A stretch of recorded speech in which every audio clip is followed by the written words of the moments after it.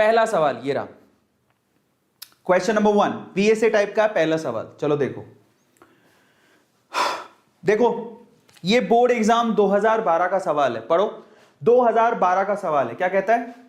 To liquids A and B boil at 145 degree Celsius and 190 degree Celsius. एक liquid है A 145 पे boil होता है, एक लिक्विड है बी 190 पे बॉयल होता है, ठीक है, रिस्पेक्टिवली।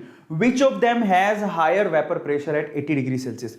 80 डिग्री सेल्सियस पर आपको यह बताना है कि किसका वेपर प्रेशर ज्यादा होगा, ए का या बी का। Just write down chat section. मैंने पूरा सवाल पढ़ के दिखा दिया, अब जरा सोचना, जरा ध्यान से सोचना, ठीक है? क्या सोचना है उसको जरा ध्यान से समझना। आपके पास है ना एक लिक्विड है ए जो कि सिर्फ 145 डिग्री सेल्सियस पे बॉयल हो जाता है, मतलब ये कम टेम्परेचर पे ही बॉयल हो जाता है। एक लिक्विड है बी जो कि 190 डिग्री सेल्सियस पे बॉयल होता है, मतलब ये ज्यादा टेम्परेचर पे बॉयल होता है। इसका मतलब ये जो बी के मॉलिक्यूल्स होंगे उनमें आपस में फोर्स ऑफ अट्रैक्शन अच्छा है, there is a good force of attraction, तभी तो ये बहुत ही ज्यादा टेम्परेचर पे बॉयल हो रहे हैं, ठीक है? अब यहां पर टेम्परेचर कुछ भी हो, बी में फोर्स ऑफ अट्रैक्शन काफी अच्छा है, तो इसका मतलब क्या हुआ? इसका मतलब सिंपल है कि टेम्परेचर बढ़ाने पर इसकी वेपर कम बनेगी एज कंपेयर टू दिस।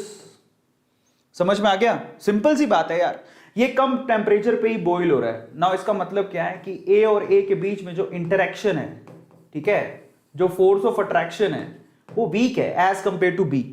तो force of attraction of A, ठीक है, ये वीक है as compare to force of attraction of B. ये पता लग रहा है?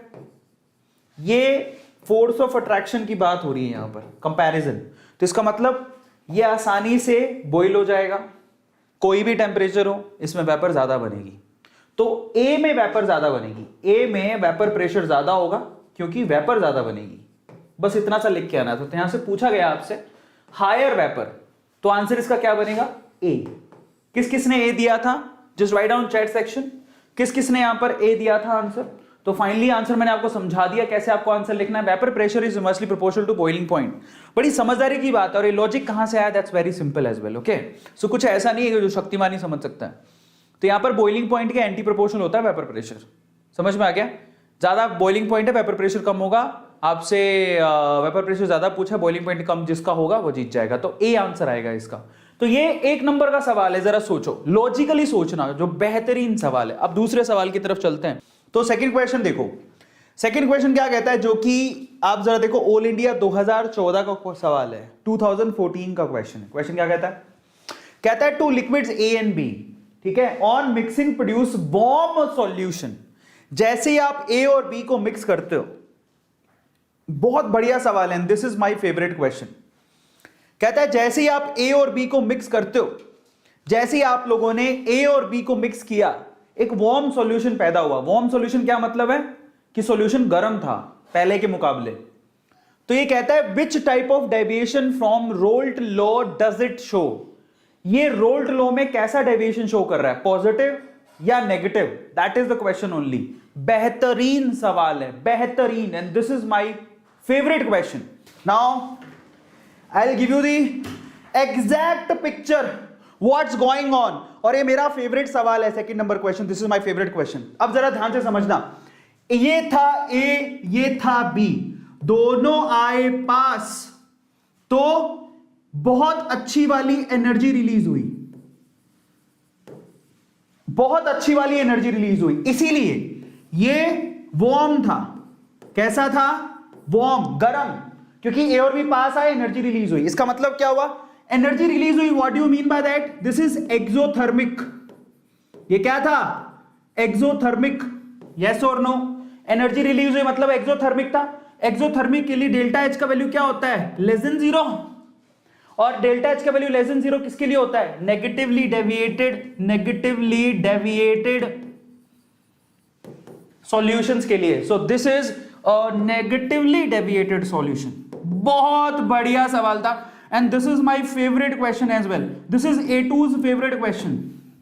किस किस को समझ में आ गया? Just write down in chat section जो मैंने समझाने की कोशिश करी कि ए और बी पास आए, उससे एनर्जी रिलीज हुई, इसीलिए वो वार्म था।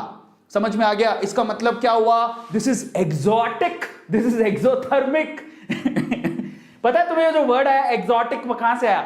वो हमारे साइंस ने, हमारी केमिस्ट्री ने दिया है, साइंस का वर्ड है वो। somebody से ना कि जब दो लोग पास आते हैं, so there is something exotic happen. So exotic उसका मतलब क्या हुआ? एक्सोथर्मिक से आया निकल, समझ में आया? सो दिस इज, अब देखो एक्सोटिक किधर से निकल गया? एक्सोटिक, देखो एक्सोथर्मिक में देयर इज एन एक्सोटिक। अगर कोई पूछे सच बता रहा हूं, ये सच है, किसी को पता ही नहीं है, so what you, who knows what is exotic? So this is called exotic. Exothermic से एक्सोटिक निकल गया है, समझ में आ गया? Is this clear? सो अगर वो एक्सोटिक है मतलब एक्सोथर्मिक है, डेल्टा एच की वैल्यू क्या होगी? Less than 0। इसका मतलब वो नेगेटिवली डेविएटेड होगा। इससे अच्छा तुम्हें कोई नहीं समझा सकता, सच बता रहा हूं। हालांकि थोड़ा ऑकवर्ड फील हो रहा है, लेकिन ये तरीका है इसको समझने का। Is this clear? सबको समझ में आ गया? तो हमारे भावी डॉक्टर, आज से हम शर्म नहीं करेंगे। समझ में आया? कोई पूछे कि एक्सोटिक किधर से निकला है? एक्सोथर्मिक से एक्सोटिक निकल गया है। समझ में आ गया सब लोगों को? ये मतलब निकलता है। किस किस को लॉजिक समझ में आ गया? और किस किस को समझ में आ गया कि अगर वार्म सॉल्यूशन पैदा होगा, इसका मतलब नेगेटिवली चार्ज, नेगेटिवली डेविएटेड है वो सॉल्यूशन। चलो तो अगले सवाल की तरफ चलते हैं। तो फाइनली इसका आंसर आपको दे दिया मैंने। Look at it, this is how you can answer. अगर वार्म पैदा हुआ, डेल्टा एच की वैल्यू नेगेटिव हुई, इसका मतलब नेगेटिव, अरे लेस देन 0 होगी तो नेगेटिवली डेविएटेड होता है। ये लेस देन 0 का मतलब नेगेटिव ही तो हुआ, तो वो नेगेटिवली डेविएटेड होता है। मोर देन होता है तो वो पॉजिटिवली डेविएटेड होता है। अगले सवाल पर चलते हैं। तीसरा सवाल 2000 में पूछा गया था। सवाल पूछा है define reverse osmosis and given an example. Reverse यानी आरओ क्या होता है और उसका एग्जांपल दो। तो मैं आपको सिंपल तरीके से समझाऊंगा आरओ क्या होता है। क्या पूछा गया आपसे, समझो जरा। दिस इज कॉल्ड आरओ, ठीक है, दिस इज कॉल्ड आरओ। अब ये आरओ क्या होता है मैं आपको समझाता हूं। देखो आरओ आपके घर में भी लगा हुआ, मेरे घर में लगा है, आपके घर में लगा है। आरओ होता क्या है मैं आपको समझाता हूं। जनरली अगर आप लोगों ने एक बकेट लिया, समझना, और उसके अंदर है ना एक सेमी परमिएबल मेम्ब्रेन डाल दी। अब कई बच्चों को तो ये नहीं पता होता सेमी परमिएबल मेम्ब्रेन क्या होती है। तो ये सेमी परमिएबल मेम्ब्रेन डाली, आपकी स्किन भी सेमी परमिएबल मेम्ब्रेन है, ठीक है। आपके घर का दरवाजा सेमी परमिएबल मेम्ब्रेन है। वो किसी को परमिशन देता अंदर आने की, किसी को परमिशन नहीं देता। क्या आपके घर पे भिखारी ऐसे थोड़ी गेट खोल के आएगा? मान लो आपका घर का गेट है, हाँ आंटी जी 10 रुपए देने का, अंदर आके बैठ जाएगा, ऐसा नहीं होता। वो बाहर से खटखटाएगा, फिर आपसे पैसे मांगेगा। सो beggars are not allowed in your home, but your father, absolutely, your father is allowed. तो आपके घर का जो गेट है बेसिकली वो सेमी परमिएबल मेम्ब्रेन की तरह है। वो किसी को अलाउ करता है, किसी को नहीं अलाउ करता। समझ में आया? तो सेमी परमिएबल, आपकी जो स्किन है बेसिकली वो भी सेमी परमिएबल मेम्ब्रेन है। आप इस पे क्रीम लगाओगे ना तो क्रीम एब्जॉर्ब हो जाएगी, लेकिन अब आप पानी डालोगे तो वो थोड़ी एब्जॉर्ब हो जाएगा। स्किन में पानी एब्जॉर्ब होता है क्या? नहीं। अगर ऐसा होता तो तुम नहाते और पानी तुम्हारे शरीर में चला जाता, तुम्हें पीने की क्या जरूरत थी? नहीं, समझ में आया क्या? तुम्हारे जो है ना ये पानी नहीं सोखता है, पानी निकल जाता है। नहीं तो ऐसे होता तुम्हारी जो, हाँ गर्ल्स हॉस्टल, बिल्कुल सही बात बोल रहा तुम अदिति चौबे। तो फाइनली देखो ये तुम्हारी स्किन है ना, this is semi permeable membrane. किसी को अंदर जाने देती, किसी को अंदर नहीं जाने देती। गर्ल्स हॉस्टल में गर्ल्स ही जा सकती हैं, बॉयज नहीं जा सकते। खुले में तो नहीं जा सकते, बाकी पता नहीं। देखो, this is called semi permeable membrane, SPM. अब जरा समझो इसमें होता क्या है। मैं ना यहां पर इस तरफ मान लो मैंने प्योर वाटर भर दिया। क्या भरा मैंने? प्योर वाटर, ये प्योर है। और इस तरफ मैंने ना थोड़ा गंदा वाला पानी भरा, जैसे कि मान लो समंदर से लेके आया। So this is sea water, ठीक है, सी वाटर भर दिया मैंने। तो अब जरा मुझे एक बात बताओ, ध्यान से समझना इसको, ठीक है। अब सेमी परमिएबल मेम्ब्रेन की क्या खास बात होती है कि वो सिर्फ सॉल्वेंट को अलाउ करती है। जैसे आपने कभी चाय की छन्नी देखी है? चाय की छन्नी, चाय की छन्नी चाय को जाने देती है, चाय पत्ती को रोक लेती है। समझ में आ गया? तो वो सॉल्वेंट को जाने देती है बेसिकली, और वो किसको रोकती है? मतलब जिसके पार्टिकल की साइज बहुत छोटी होती है उसे जाने देती है, जिसके पार्टिकल की साइज बड़ी होती है उसे रोक लेती है। सिंपल बात है। तो आपको मैं आपकी जानकारी के लिए बता देता हूं कि सॉल्वेंट की जो पार्टिकल साइज होती है वो बहुत कम होती है as compare to solute. Example ले लो, सॉल्वेंट पानी और सोल्यूट मान लो अब चीनी। तो चीनी के जो पार्टिकल की साइज होती है वो पानी के पार्टिकल की साइज से बहुत बड़ी होती है, तो अब सॉल्वेंट को जाने देती है। मैं आपको सिंपल तरीके से समझा रहा हूं, अब जरा ध्यान से समझना होगा क्या। अच्छा, फ्लो कैसे होता है जरा सोचो आप। अगर आप यहां पर मान लो आप यहां पे खड़े हो, तो आप आसानी से नीचे आ जाओगे। इसका मतलब फ्लो कैसे होता है, मतलब आप यहां पे खड़े हो और सुसु कर रहे हो तो आप आसानी से नीचे आपका सुसु आ जाएगा इधर तक। ऐसे थोड़ी हो तुम यहां पे खड़े होकर सुसु कर रहे हो और ऊपर चला जाएगा, नहीं। इसका मतलब हाई से कोई भी चीज लो की तरफ फ्लो हो जाती है आसानी से। हाई से कोई भी चीज लो की तरफ आसानी से फ्लो हो जाती है। अब आप मुझे बताओ, ये प्योर वाटर है, ये सी वाटर है, बताओ यहां पर वाटर की डेंसिटी हाई कहां है? वाटर की डेंसिटी हाई है यहां और वाटर की डेंसिटी लो है यहां। जरा समझो, वाटर, मैं पानी की बात कर रहा हूं, यहां पर तो प्योर पानी है तो सारा ही पानी है, यहां पर सी वाटर है तो पानी के अंदर नमक भी मिला हुआ है, तो यहां पर पानी कम है, यहां पानी ज्यादा है। तो हो क्या रहा है? हुआ कुछ यूं कि सेमी परमिएबल मेंब्रेन से प्योर वाटर निकल निकल के कहां जा रहा है? सी वाटर में मिक्स हो रहा है। अब देखो यहां हो क्या रहा है, प्योर वाटर निकल निकल के सी वाटर में मिक्स हो रहा है, तो हमारे लिए तो नुकसान है ना, क्योंकि समंदर का पानी हम पी नहीं सकते। समझ में आ रहा है? गंदे पानी में साफ पानी मिक्स हो रहा है, ये तो प्रॉब्लम है। इसी प्रोसेस को क्या बोलते हैं? ऑस्मोसिस। ऑस्मोसिस। अब हमें ऑस्मोसिस नहीं पढ़ना। ऑस्मोसिस का क्या मतलब होता है? सॉल्वेंट का flow from high to low by semi permeable membrane, इसको ऑस्मोसिस बोलते हैं। हमें क्या पढ़ना है? रिवर्स ऑस्मोसिस पढ़ना है। तो इसके रिवर्स करो। रिवर्स का क्या मतलब है? मैं यहां पर प्रेशर लगाऊं, इधर एक प्रेशर लगाऊं, समझ में आ गया? और वो प्रेशर इतना हो, मैं इधर प्रेशर लगाऊं और प्रेशर इतना हो कि यहां से सॉल्वेंट कहां से कहां फ्लो होना शुरू हो जाए। अगर मैं यहां से प्रेशर लगाना चालू करूं तो ये तो सिर्फ सॉल्वेंट को जाने देती है, तो सॉल्वेंट अब उल्टा फ्लो होना चालू हो जाए। कहां से? समंदर के पानी से कहां जाना शुरू हो जाए? समंदर के पानी से कहां जाना शुरू हो जाए? प्योर वाटर में। तो हमको फायदा होगा कि यहां से पानी निकल निकल के कहां जा रहा है? इधर की तरफ। समझ में आ गया? इसी को क्या बोलते हैं? Reverse osmosis. तो रिवर्स ऑस्मोसिस कब होता है? देखो, जब आप इतना प्रेशर अप्लाई करो कि वो ऑस्मोटिक प्रेशर से ज्यादा हो, ऑस्मोटिक प्रेशर पाई होता है उससे ज्यादा हो, तो यहां पर जो सॉल्वेंट है, यहां पर जो सॉल्वेंट है बेसिकली वो कहां से कहां फ्लो होना शुरू हो जाएगा? लो कॉन्सेंट्रेशन से हाई कॉन्सेंट्रेशन की तरफ। सिंपल सी बात है यार। जब आप मान लो कि आप चाहते हो कि पानी यहां से यहां चला जाए तो आपको एनर्जी लगानी पड़ेगी। आपके घर में ऊपर पानी की टंकी ऐसे थोड़ी भरती है, आपको मोटर चलानी पड़ती है। ऐसे ही यहां पर आप लोगों को दबाव डालना पड़ेगा खुद से, और वो प्रेशर इतना हो कि वो ऑस्मोटिक प्रेशर से ज्यादा हो, तो पानी अब उल्टी दिशा में फ्लो होना चालू हो जाएगा। यही पानी आप पीते हो। इसी प्रोसेस को हम लोग आरओ कहते हैं। आ गया समझ में? Reverse osmosis. तो फाइनली आरओ का मतलब क्या होता है? RO, reverse osmosis. आप इतना प्रेशर लगाओ कि वो ऑस्मोटिक प्रेशर से ज्यादा हो, तो सॉल्वेंट लोअर कॉन्सेंट्रेशन से कहां फ्लो होना लग जाएगा? हायर कॉन्सेंट्रेशन की तरफ। उसी को बोलते हैं रिवर्स ऑस्मोसिस। समझ में आ गया? इसका एग्जांपल डिस्टिलेशन। आप अगर समंदर के पानी से साफ पानी चाहते हो तो वहां पर आरओ यूज होता है, आपके घर में भी यूज होता है। यही है वो, आप इतना प्रेशर लगाओ, ठीक है, कि आपको साफ पानी मिले। अगला सवाल, सवाल नंबर 4, 2012 के बोर्ड एग्जाम में आया हुआ सवाल। क्या कहता है? What will happen to delta TB if the weight of the solute dissolved is doubled and the weight of the solvent taken is half? बहुत बढ़िया सवाल है, मेरा फेवरेट है। बताओ, What will happen to delta TB if the weight of the solute is dissolved is double? आपने solute का weight double कर दिया और solvent का weight हाफ कर दिया, तो डेल्टा टीबी पे क्या फर्क पड़ेगा? सो अगर आप इसको सोल्व करना चाहते हो, so there is a very simple question. This is, I will tell you. इसके लिए आपको डेल्टा टीबी पता होना चाहिए क्या होता है। आपको ये तो पता है कि डेल्टा टीबी क्या होता है? डेल्टा टीबी का फॉर्मूला होता है केबी इंटू एम। एम क्या होता है? सो एम होता है मोलैलिटी। कैसे लिखोगे? मोलैलिटी को कैसे लिखा जाता है? That is number of moles. Number of moles कैसे लिखे जाते हैं? The mass of solute divided by the molar mass of solute. ये हो गया नंबर ऑफ मोल्स। समझ में आ गया? Moles of solute. और क्या लिखना है आपको?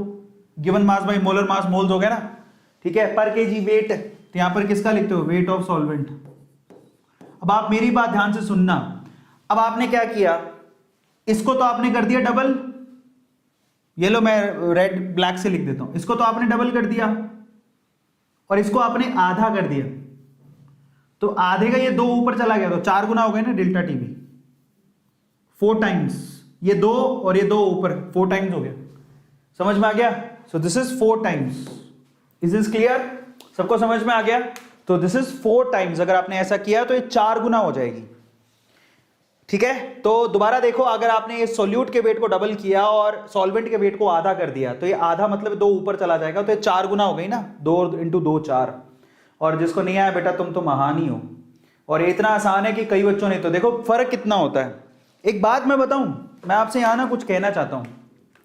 हालांकि कई लोग तो पता नहीं क्या जानबूझ के ऐसा करते हैं, क्या करते हैं मुझे समझ नहीं आता। तो फाइनली क्वेश्चन बड़ा आसान था। आप खुद ही देखो, फॉर्मूला पता है, किसी ने तो तुरंत ही आंसर लिख दिया था। ये देखो, ये फॉर्मूला होता है डेल्टा टीपी का। ऊपर लिखा हुआ है वेट ऑफ सॉल्यूट, नीचे लिखा हुआ वेट ऑफ सॉल्वेंट। इसको डबल कर रहे हो, इसको आधा कर रहे हो, 4 गुना हो गई। साफ ही पता लग रहा है क्या था इसके अंदर। बताओ, खुद ही मैथमेटिकली कोई करके देखेगा तो मालूम पड़ जाएगा कि पहले से 4 गुना हो चुकी है। अगला सवाल चलते हैं, नेक्स्ट क्वेश्चन। ओह प्रीति सिंह डिंपल गर्ल। अगले सवाल चलते हैं, नेक्स्ट क्वेश्चन। अब मैं आपको 2 नंबर के सवाल कराऊंगा। ठीक है, नेक्स्ट क्वेश्चन को देखो। 5वां सवाल क्या है? 5वां सवाल जरा देखो। 5वां सवाल दिल्ली 2016 का, और ये मेरा फेवरेट क्वेश्चन है। This is my favourite question. 2016 का सवाल है। क्या पूछा गया? कहता है एक ब्लड सेल आर आइसोटोनिक। कहता है ब्लड सेल्स आर आइसोटोनिक। ठीक है, with 0.9% sodium chlorine solution. Blood cells हैं, ठीक है, आपको पता है ना आपके शरीर के अंदर क्या बोलते हैं, सॉल्ट भी है। मतलब आप छाछ वगैरह पीते हो तो कोई प्रॉब्लम नहीं है, क्योंकि वो बफर, आपका ब्लड बफर सॉल्यूशन होता है। अगर आप बहुत छाछ पी लियो तो छाछ में बहुत नमक होता है, आपको पता है ना, फिर भी वो आपको शरीर को नुकसान नहीं करता है, क्योंकि वो उसके बफर सॉल्यूशन की पीएच चेंज नहीं होती है। तो एक्चुअल में वो रीजन क्या होता है कि 0.9% NaCl कोई भी सॉल्यूशन ले लोगे ना इस लेवल का, तो ब्लड की आपकी सेल जो होती है वो आइसोटोनिक होती है, मैनेज कर लेती है अपने आप को, उसकी पीएच चेंज नहीं होने देती। इसलिए आप छाछ पीते अच्छी मानी जाती है शरीर के लिए, जबकि छाछ में नमक होता है। तो अब आपसे सवाल पूछा, उसका रीजन होता है ये, क्योंकि वो आइसोटोनिक होती है।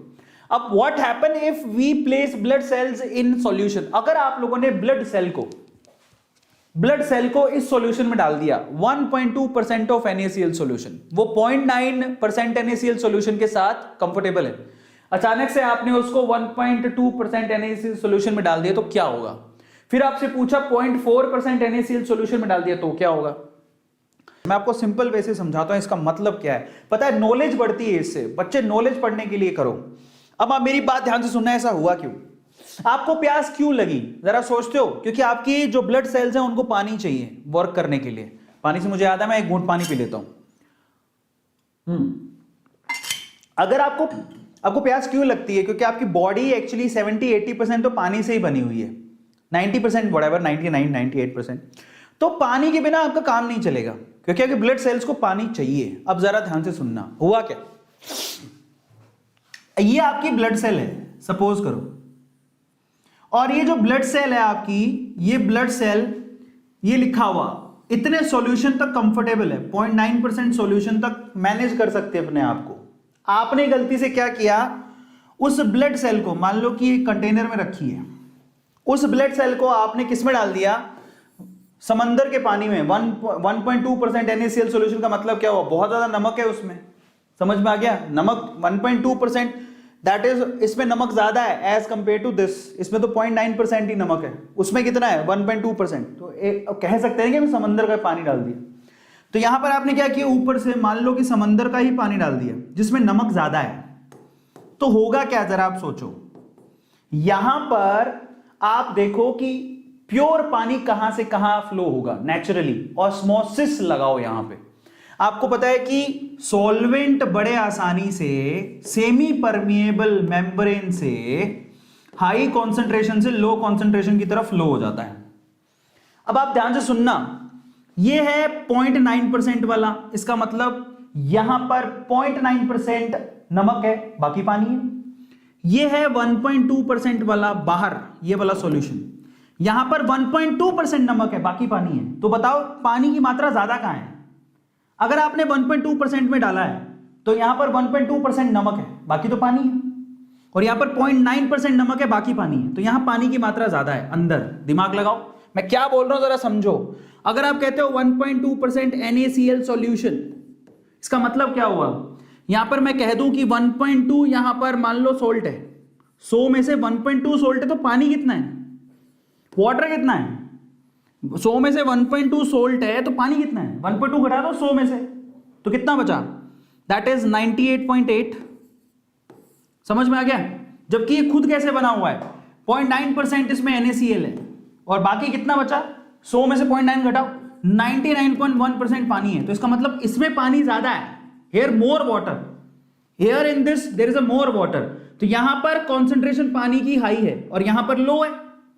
समझ में आ गया। सेमी परमिएबल मेम्ब्रेन ये है, पानी कहां से कहां बहेगा बताओ। अगर आपने इसको डाल दिया तो हाई कॉन्सेंट्रेशन से लो कॉन्सेंट्रेशन की तरफ फ्लो होना चालू हो जाएगा, मतलब आपके सेल में जो बचा कुचा पानी था वो भी बाहर निकल रहा है, सेल में जो बचा कुचा पानी है वो भी बाहर निकल रहा है। इसका मतलब क्या हुआ, आप प्यास से मर जाओगे, आपके ब्लड सेल को पानी चाहिए था, आपने नमक वाला पानी पी लिया, तो नमक वाले पानी ने इस प्योर पानी को भी अपनी तरफ खींच लिया।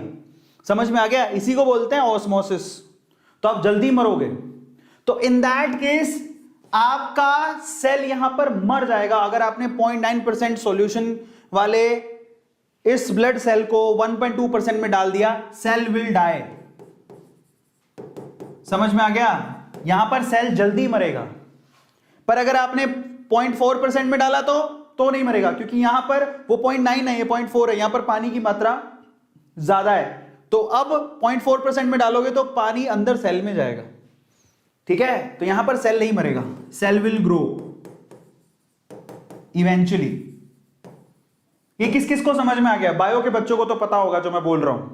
तो 1.2% में सेल मर जाएगी, लेकिन 0.4% में सेल मरेगी नहीं, यहां पर सेल ग्रो करेगी। समझ में आ गया। ये मतलब है। किस किस को समझ में आ गया, जस्ट राइट डाउन। बायो के बच्चों को तो समझ में आ जाएगा। हाँ, तो पहले वाले में सेल श्रिंक हो जाएगी, श्रिंक होके खत्म हो जाएगी। दूसरे वाले में सेल ग्रो करेगी, बढ़ेगी, कोई प्रॉब्लम नहीं है। किस किस को समझ में आ गया। देखो बायो के बच्चों को तो प्रॉपरली चीज समझ में आनी चाहिए। तो अगर मैं इसका सॉल्यूशन बताऊं तो क्या निकलेगा, 1.2% एनालिसिस सॉल्यूशन जो है ना वो हाइपरटोनिक है, हाइपरटोनिक, हाइपर है, बहुत ज्यादा नमक है उसमें, सेल श्रिंक हो जाएगा, उसमें मर जाएगी वो सेल। समझ में आ गया। जबकि 0.4% वाला सॉल्यूशन जो है वो बेसिकली हाइपोटोनिक है, तो इसमें जो सेल है वो स्वेलअप होगी, मतलब फैलेगी, पानी उसके अंदर जाएगा, स्वेलो हो जाएगी, स्वेलअप होगी। समझ में आ गया। फ्लो जाएगा, अंदर जाएगा पानी सेल के अंदर। ये आंसर देना है। चलो अगले सवाल पर चलते हैं। तो मतलब ऐसा कुछ होगा, जरा देखो, हाइपरटोनिक में यहां से पानी बाहर निकलना शुरू हो जाएगा तो सेल श्रिंक हो जाएगा, देखो ऐसा हो जाएगा। और जबकि इसके अंदर पानी अंदर जाना शुरू होगा तो वो फैलेगा, स्वेलो हो जाएगा। चलो अगले सवाल पर चलते हैं। वो बढ़िया सवाल था। अब 2014 का सवाल है, कहता है calculate the molarity of 9.8% weight by weight solution of H2SO4 if the density of the solution is this and the molar mass of H2SO4 is also given। 2 mark का क्वेश्चन है। आप लोगों को क्या निकालना है, आप लोगों को मोलैरिटी निकालनी है, डेंसिटी दी हुई है, वेट बाय वेट दिया हुआ है। बहुत आसान सवाल है, ये भी मेरे फेवरेट क्वेश्चंस में से एक है। फटाफट से बताओ इसका आंसर क्या होगा। अभी इसको तो निकालना पड़ेगा। यस, फूल जाएगी। अक्षय बहुत बढ़िया, तुम बहुत अच्छा लिख रहे हो।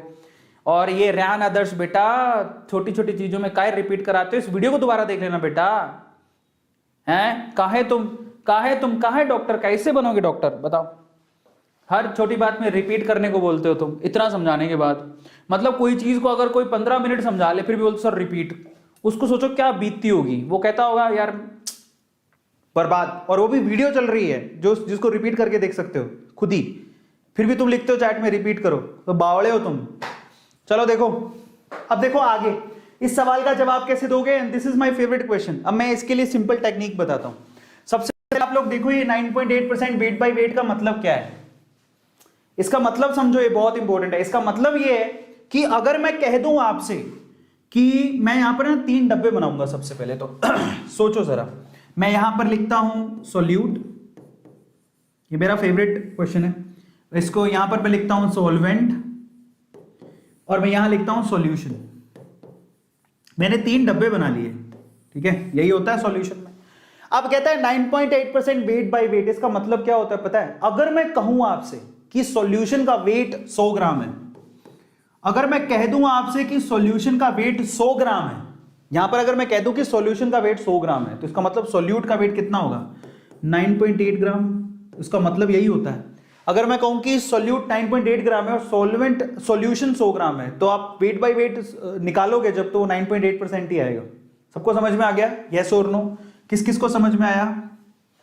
अगर ये 9.8% का मतलब क्या होता है? सॉल्यूशन का वेट, अगर सॉल्यूशन का वेट 100 ग्राम है तो सॉल्यूट का वेट 9.8 ग्राम है, तो सॉल्वेंट का वेट कितना हुआ? 100 में से 9.8 घटा दो, ठीक है, कितना बचेगा? 100 में से 10 घटाओगे तो 90, 9.8 घटाओगे तो 90.2, सो this is 90.2 grams. Is this clear? आपको सबके मालूम पड़ गया? अब मजे की बात आते हैं, कहता है डेंसिटी कितनी है सॉल्यूशन की, ये डेंसिटी दे रखी है ग्राम पर एमएल। अब देखो आपके पास सारी चीजें, डेंसिटी भी दे रखी है आपको, डेंसिटी सॉल्यूशन की दे रखी है, ये वेट दे रखा है, नाउ डेंसिटी, डेंसिटी कितनी है? 1.02 ग्राम पर एमएल, ठीक है। तो आप जब सॉल्यूशन का आपको वेट दे रखा है, डेंसिटी दे रखी है, तो वॉल्यूम निकाल सकते हो। तो वॉल्यूम कैसे निकलेगा? डेंसिटी क्या होती है? डेंसिटी होता है मास बाय वॉल्यूम, तो वॉल्यूम निकालना है तो क्या करना पड़ेगा? Mass by density. मास कितना दे रखा है? 100 ग्राम, उसको डेंसिटी से डिवाइड कर दो, 1.02, ये ग्राम है, ये ग्राम पर एमएल है, तो आंसर किस में आएगा आपको? एमएल में। तो 100 डिवाइड बाई 1.02, ये आपकी वॉल्यूम आ गई एमएल में, पर आपको एमएल में तो नहीं चाहिए, आपको लीटर में चाहिए, तो एम का वैल्यू रख दो 10⁻⁻3। समझ में आता है? तो वॉल्यूम कितना निकल के आ रहा है? साथ में 1.02 इंटू 10⁻⁻3, उसका मतलब क्या होता है? 10⁻⁻3, तो 1000 नीचे ही आएगा, कट गया आपस में, 1 2 1 2, तो कितना 10 से मल्टीप्लाई कर दो, तो 1 डिवाइडेड बाई 10.2 लीटर, ये आपका वॉल्यूम आ गया। अब जब वॉल्यूम निकाल लिया तो आप क्या निकाल रहे हैं? मोलैरिटी। मोलैरिटी कैसे निकलती है? दैट इज मोल पर लीटर वॉल्यूम। मोल कैसे निकलेंगे? Given mass by mole, solute के मास कितना है? 9.8, उसका मोलर मास कितना होता है? 98, इंटू वॉल्यूम आपने कितना निकाला है? ये रहा 1.1 डिवाइड बाई 10.2 लीटर के अंदर, तो 10.2 ऊपर चला जाएगा, 10.2। तो अब देखो यहां क्या कट रहा है, तो फाइनली ये देखो 9.8 10 जा, तो 10 से डिवाइड हो गया, अब आगे 1.02 आएगा आंसर इसका। तो आंसर कितना आ रहा है? 1.02। ये आपकी क्या आ गई? Molarity. This is how you have to solve it. 10 से तो डिवाइड ही करना, और क्या करना है? समझ में आ गया? तो किस किस को निकाल लिया? मोलैरिटी, कैपिटल एम आंसर आएगा इसका। ये किस किस को समझ में आया जो मैंने किया? So this is how you have to solve it. This is my favourite, मतलब ये रामबाण है इसको निकालने का, मैं काफी बार सिखाता हूं कि इससे गलतियां नहीं होती। जब आप टेबल फॉर्म में सोल्व करते हो आपसे गलतियां नहीं होती, तो आपको पता होता है कि क्या चीज कैसे सोल्व हो रही है। Is this clear? 1.02, this is the answer. देखो मैं तो दिखाता हूं आप लोगों को, तो अगर जाओगे आगे, ये इस तरह से आपको 1.02 ही डेंसिटी में आंसर आ रहा है। So this is how you have to solve it. Okay, look at it, look at it, look at it. Ml में लीटर में आंसर आ गया, ठीक है। फाइनली देखो 9.8 वही मैंने किया जो आप लोग कर रहे थे, 1.02, yes this is the answer only. मैंने आसानी से निकाल दी, यहाँ पे बहुत कैलकुलेशन करी हुई है, मैंने करी नहीं। तो 1.02 इज द आंसर। किस किस को समझ में आ गया? This is the answer. Next question देखिए, 7वां सवाल, दिल्ली 2012 का सवाल है। क्या कहता है? Explain why aquatic species are more comfortable in cold water. ठंडे पानी में जो एक्वेटिक स्पीसीज होती हैं वो ज्यादा कंफर्टेबल क्यों होती हैं?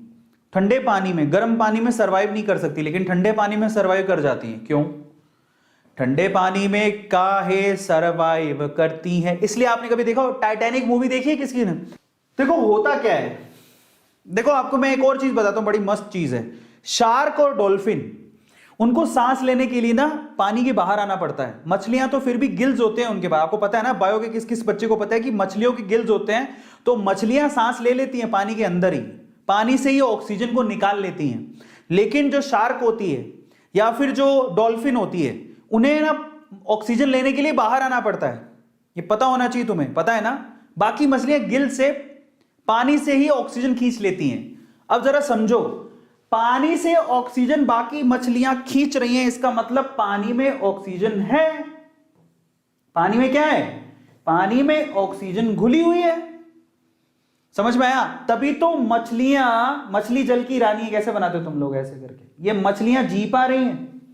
समझ में आ गया? क्या मछली बनाई है मैंने? नहीं, ऐसे करके। तो ये मछलियां क्यों जी पा रही हैं? क्योंकि पानी के अंदर ऑक्सीजन है। अब जरा समझो, ये जो मछली जो कि चिड़िया के जैसे लग रही है, अगर मैंने टेम्परेचर बढ़ा दिया क्या होगा? ये जो अंदर ऑक्सीजन है वो भी क्या होगी? बाहर निकल जाएगी। अगर मैंने टेम्परेचर को इंक्रीज कर दिया तो इसके अंदर जो गैस है, ये गैस ही तो है जो ट्रैप्ड है पानी के अंदर, बहुत कम मात्रा में ऑक्सीजन होती है, बट अगर आपने टेम्परेचर बढ़ा दिया तो ये जो अंदर थोड़ी बहुत ऑक्सीजन है वो भी निकल जाएगी बाहर। तो आप लोग बताओ कि क्या ये जो स्पीसी है वो जिंदा रह पाएंगी? बताओ मुझे। ये मछली जल की रानी बनाई है, क्या बनाया पता नहीं, बट वो भी है। समझ गए तुम लोग? आज मैं जो कहने की कोशिश कर रहा हूं समझ गए? तो इसलिए कोल्ड वाटर में प्रॉब्लम नहीं है उन्हें, हॉट वाटर में प्रॉब्लम है। ज्यादा गर्म पानी हुआ तो जिंदा नहीं रहेंगी। समझ में आ गया सब लोगों को? बल्ले बल्ले। तो देखो कितने प्यार से समझाता हूं मैं तुम्हें, एक एक चीज कितने प्यार से समझाता हूं।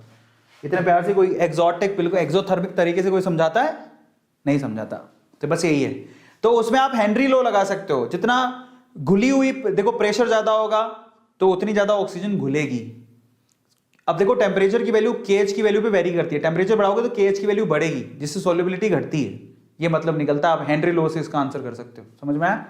तो यहां पर टेम्परेचर बढ़ाओगे तो केएच की वैल्यू बढ़ेगी, सॉल्युबिलिटी घटेगी, सॉल्युबिलिटी ऑक्सीजन की घटेगी तो ये एक्वेटिक एनिमल्स है वो जिंदा ही नहीं रह पाएंगे।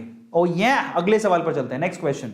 अब हम चलेंगे हमारे 3 मार्क के क्वेश्चंस की तरफ। सवाल नंबर 8 पेश किया जाए। 8वां सवाल 2014 का सवाल है। क्या पूछा गया? A solution containing 15 grams of urea, molar mass दिया हुआ है, पर litre of the solution water has the same osmotic pressure as the solution of glucose. Calculate the mass of glucose present in 1 litre of the solution. ये सवाल पूछा गया। Isotonic है तो इसका मतलब क्या होगा? पाई की वैल्यू सेम होगी दोनों सॉल्यूशन के लिए। नाउ आपके पास 2 सॉल्यूशन है। क्या कहता है? एक तो आपके पास सॉल्यूशन है यूरिया का, ठीक है, एक आपका यूरिया का सॉल्यूशन है और दूसरा आपका ग्लूकोज का सॉल्यूशन है। और मजे की बात क्या है, दोनों के दोनों क्या है? आइसोटोनिक है। आइसोटोनिक का मतलब क्या हो गया? Pi of urea is equals to pi of glucose. दोनों के लिए पाई की वैल्यू सेम होगी। यस और नो? बताइए मेरे प्यारे बच्चों, पाई की वैल्यू क्या होती है? C of urea R into T which is equal to C of glucose R into T. तो RT तो कट गई आपस में। समझ में आ गया? ले देखिए, C of urea must be equal to C of glucose. तो सिंपल है, concentration of urea must be equal to concentration of glucose. Concentration कैसे निकालते हो? मोल पर लीटर। समझ में आ गया? तो अब आप देखो क्या लिखा हुआ है यहां पर, 15 ग्राम्स ऑफ यूरिया 60, ठीक है, पर litre of the solution in water has a same osmotic. देखो ये भी पर लीटर है, यानी कि 1 लीटर के लिए वॉल्यूम भी सेम है। यहां पर भी लिखा हुआ है 1 लीटर के लिए वॉल्यूम सेम है। समझ में आ गया? तो यहां पर C कॉन्सेंट्रेशन कैसे निकालते हो?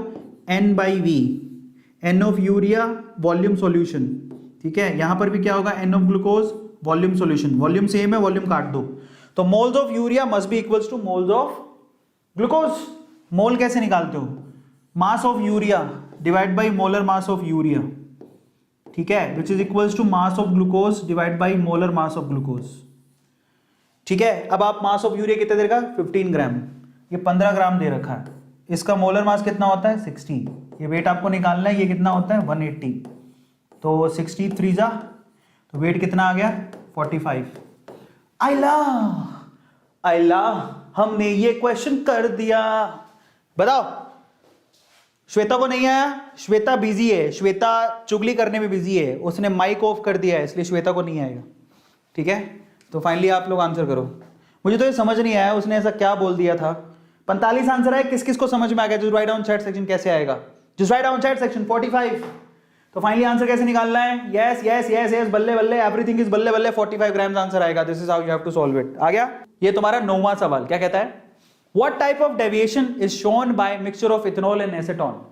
इथेनॉल और एसेटोन, ये बहुत बढ़िया सवाल है। फिर से सिंपल क्वेश्चन है, आखिरी सवाल है तुम्हारा। 8-11 बज चुके हैं। इथेनॉल और एसेटोन, ये आपको बताना है बेसिकली इनका डेविएशन कैसा होगा। पॉजिटिवली डेविएटेड है कि नेगेटिवली डेविएटेड है, और उसके हिसाब से डेल्टा एच और डेल्टा वी की वैल्यू बताओ। This is the question. Positively deviated, आपको मैं बताता हूं कि इथेनॉल होता है C2H5OH और एसेटोन होता है ये CH3COCH3। और अगर जब आप इन दोनों को मिक्स करोगे तो ये पॉजिटिवली डेविएटेड सॉल्यूशन बनाएगा। ऐसा क्यों? They hate each other. ये ऐसा है जो कि हेट करते हैं एक दूसरे को, दे हेट, मिक्स नहीं होते। क्यों? क्योंकि देखो C2H5OH का जो मॉलिक्यूल होता है, ठीक है, वो दूसरे C2H5OH मॉलिक्यूल के साथ में हाइड्रोजन बॉन्ड बना के रहता है। यहां पर हाइड्रोजन बॉन्ड होंगे, ये देखो, है ना। ओ सॉरी, क्या बना दिया मैंने, रुको, गलत बना दिया। हाइड्रोजन बॉन्ड मतलब ऐसे है, फिर तुम कोई कहेगा हाँ ये क्या हो गया, तो ये हटा देना। हाइड्रोजन मतलब ऑक्सीजन और हाइड्रोजन के बीच में hydrogen bond. So there is a hydrogen bond between two molecule. दो मॉलिक्यूल आसानी से हाइड्रोजन बॉन्ड के साथ चिपके हुए थे, अचानक से तुमने इसके अंदर एसीटोन डाल दिया, तो एसीटोन क्या करेगा, एसीटोन खुद तो हाइड्रोजन बॉन्ड बनाता नहीं है और इसके बीच में आके इनके हाइड्रोजन बॉन्ड को और तोड़ देगा, तो इसका मतलब बॉन्ड को वीक कर रहा है, इसका मतलब वेपर ज्यादा बनेगी, तो ये पॉजिटिवली डेविएटेड होगा। अगर पॉजिटिव है तो डेल्टा एच की वैल्यू भी क्या होगी, पॉजिटिव, और डेल्टा वी की वैल्यू भी क्या होगी, पॉजिटिव। ये आंसर बनेगा इसका, सिंपल। ठीक है, this is how you have to answer this question. तो आपको ध्यान रखना है, very simple question, this is a positively deviated. ऐसा क्यों होता है, क्योंकि दो मॉलिक्यूल में हाइड्रोजन बॉन्ड था लेकिन एसीटोन के आने की वजह से हाइड्रोजन बॉन्ड टूट गया, समझ में आ रहा है, ऐसा इसलिए होता है। और फाइनली इंटरेक्शन बहुत वीक है, पॉजिटिव डेविएशन होगा और डेल्टा एच और डेल्टा वी की वैल्यू भी क्या होगी, पॉजिटिव होगी। आखिरी सवाल, 10वां सवाल, फॉरेन 2014 का क्वेश्चन है। क्या पूछता है, calculate the boiling point elevation for the solution prepared by the adding 10 grams of CaCl2 200 grams of water. Kb की वैल्यू आपको दे रखी है, मोलर मास CaCl2 को दे रखा, सब कुछ तो दे रखा है, क्या बचा इसमें। तो आपको पूछा कैलकुलेट बॉइलिंग पॉइंट एलिवेशन, ठीक है, डेल्टा टीबी की वैल्यू कैलकुलेट करने को बोल रहा है। तो boiling point elevation delta TB कैसे निकालते हैं, that is Kb into m, सब कुछ तो दे रखा है, निकाल लो। Kb की वैल्यू कितनी है, 0.512 इंटू एम की वैल्यू कैसे निकालोगे, गिवन मास 10 ग्राम, मोलर मास 200, ठीक है, नहीं 111, इसको 111 इंटू इसका वेट कितना है सॉल्वेंट का, वाटर का 200 ग्राम, तो 200 ग्राम इंटू क्या करना है 1000। This is how you have to calculate. आपसे बॉइलिंग पॉइंट एलिवेशन पूछा है, एलिवेशन इन बॉइलिंग पॉइंट ही हुआ, डेल्टा टीबी की वैल्यू कैलकुलेट करनी है, खत्म हो गया। तो this is how you have to solve it, ठीक है। तो फाइनली आपको कैसे सोल्व करना है मैं आपको दिखा देता हूं। दीज आर द वैल्यूज, आपको सारी तो वैल्यू दे रखी है, कुछ नहीं है, फॉर्मूला बेस्ड क्वेश्चन था, सिंपल, ठीक है। तो फाइनली इस तरह से आपको आंसर निकालना है। दस सबको समझ में आ गया, is this clear, yes, is this clear, बल्ले बल्ले। स्मॉल एम का वैल्यू निकालने के बाद आपको केबी से मल्टीप्लाई करना है, दैट्स इट, और कुछ नहीं। तो KB into small m, this is the answer, clear है। पहला सवाल, तो first question front of you, पहले सवाल देखिए, सवाल किसमें पूछा गया, ऑल इंडिया 2014 में क्वेश्चन पूछा गया है। सवाल क्या है, what type of interaction hold the molecule together in polar molecular solid. अगर कोई पोलर मॉलिक्यूलर सॉलिड है उसमें फोर्स ऑफ अट्रैक्शन क्या होता है। इतना आसान सवाल, 1 मार्क का, सिर्फ आपको फोर्स ऑफ अट्रैक्शन का नाम लिखना था कि अगर कोई पोलर मॉलिक्यूलर सॉलिड है तो उसमें फोर्स ऑफ अट्रैक्शन क्या होता है, what is the force of attraction exactly, अगर वो पोलर मॉलिक्यूल है तो क्या आंसर दोगे। बहुत बढ़िया, तो तुम्हें यहां पर देख लो ऑल इंडिया में आया हुआ है सवाल, answer this particular question is dipole dipole, ठीक है। सो सबसे पहले तो आपको आंसर कैसे लिखना है, polar molecule is dipole dipole interaction होता है। एग्जांपल भी लिख के आओगे, जैसे कि CO2, जैसे कि सॉलिड अमोनिया और H2O, ठीक है। हम छोटे बच्चे होते थे ना, मतलब आजकल तो बच्चे बहुत ही नाजुक तरीके से पाले जाते हैं, हमारे ऐसे नहीं होते थे हमें तो छितर दे दे के पालते थे हमारे माँ बाप। चलो अगले सवाल की तरफ चलते हैं। अगला सवाल ये रहा आपकी स्क्रीन पे, दिल्ली 2015 का क्वेश्चन है। दिल्ली 2015 का सवाल है, सवाल पढ़ो। What is the formula of the compound in which the element Y forms CCP lattice, atom X occupied 1/3 of the tetrahedral void? अब बताओ तुम लोग आंसर क्या बनेगा आपके पास, ज्यादा ध्यान से पढ़ो। फॉर्मूला बताना है आपको, जो एक कंपाउंड है X और Y से बन रहा है, Y यहां पर CCP बना रहा है, X ऑक्यूपाई कर रहा है 1/3 ऑफ टेट्राहेड्रल वॉइड। तो आपको बताना है कि X और Y के फॉर्म में फॉर्मूला क्या होगा, दैट इज द क्वेश्चन। सबसे पहले तो आप लोग गौर करो कि यहां पर क्या लिखा हुआ है कि ये जो Y है ना, बेसिकली वो CCP बनाता है। Y अगर CCP बनाता है, CCP क्यूबिक क्लोज पैकिंग होती है, और क्यूबिक क्लोज पैकिंग के लिए Z का वैल्यू कितना होता है, 4। ये तो पता है, क्यूबिक क्लोज पैकिंग के लिए Z यानी रैंक कितनी होती है, 4, मतलब एक यूनिट सेल में 4 एटम होते हैं। और अगर Y CCP पैकिंग बना रहा है तो Y के 4 एटम आप लोगों को एक यूनिट सेल में दिखाई देंगे, तो ये Y की वैल्यू तो कितनी हो गई, टोटल 4। अब आ जाओ तुम, यहां पर लिखा हुआ है X ऑक्यूपाई कर रहा है टेट्राहेड्रल वॉइड का भी 1/3। तो सबसे पहले तो अगर Z की वैल्यू 4 है तो टोटल टेट्राहेड्रल वॉइड कितने होंगे, टोटल टेट्राहेड्रल वॉइड होंगे जस्ट डबल 8। अगर Z की वैल्यू 4 है तो टेट्राहेड्रल वॉइड होंगे 8। अब वो कह रहा है कि टेट्राहेड्रल वॉइड के 1/3 को वो कवर करता है, तो x की वैल्यू कितनी होनी चाहिए? x की वैल्यू हो गई 8 का 1/3 यानी कि 8/3। तो अब फॉर्मूला कैसे बनेगा?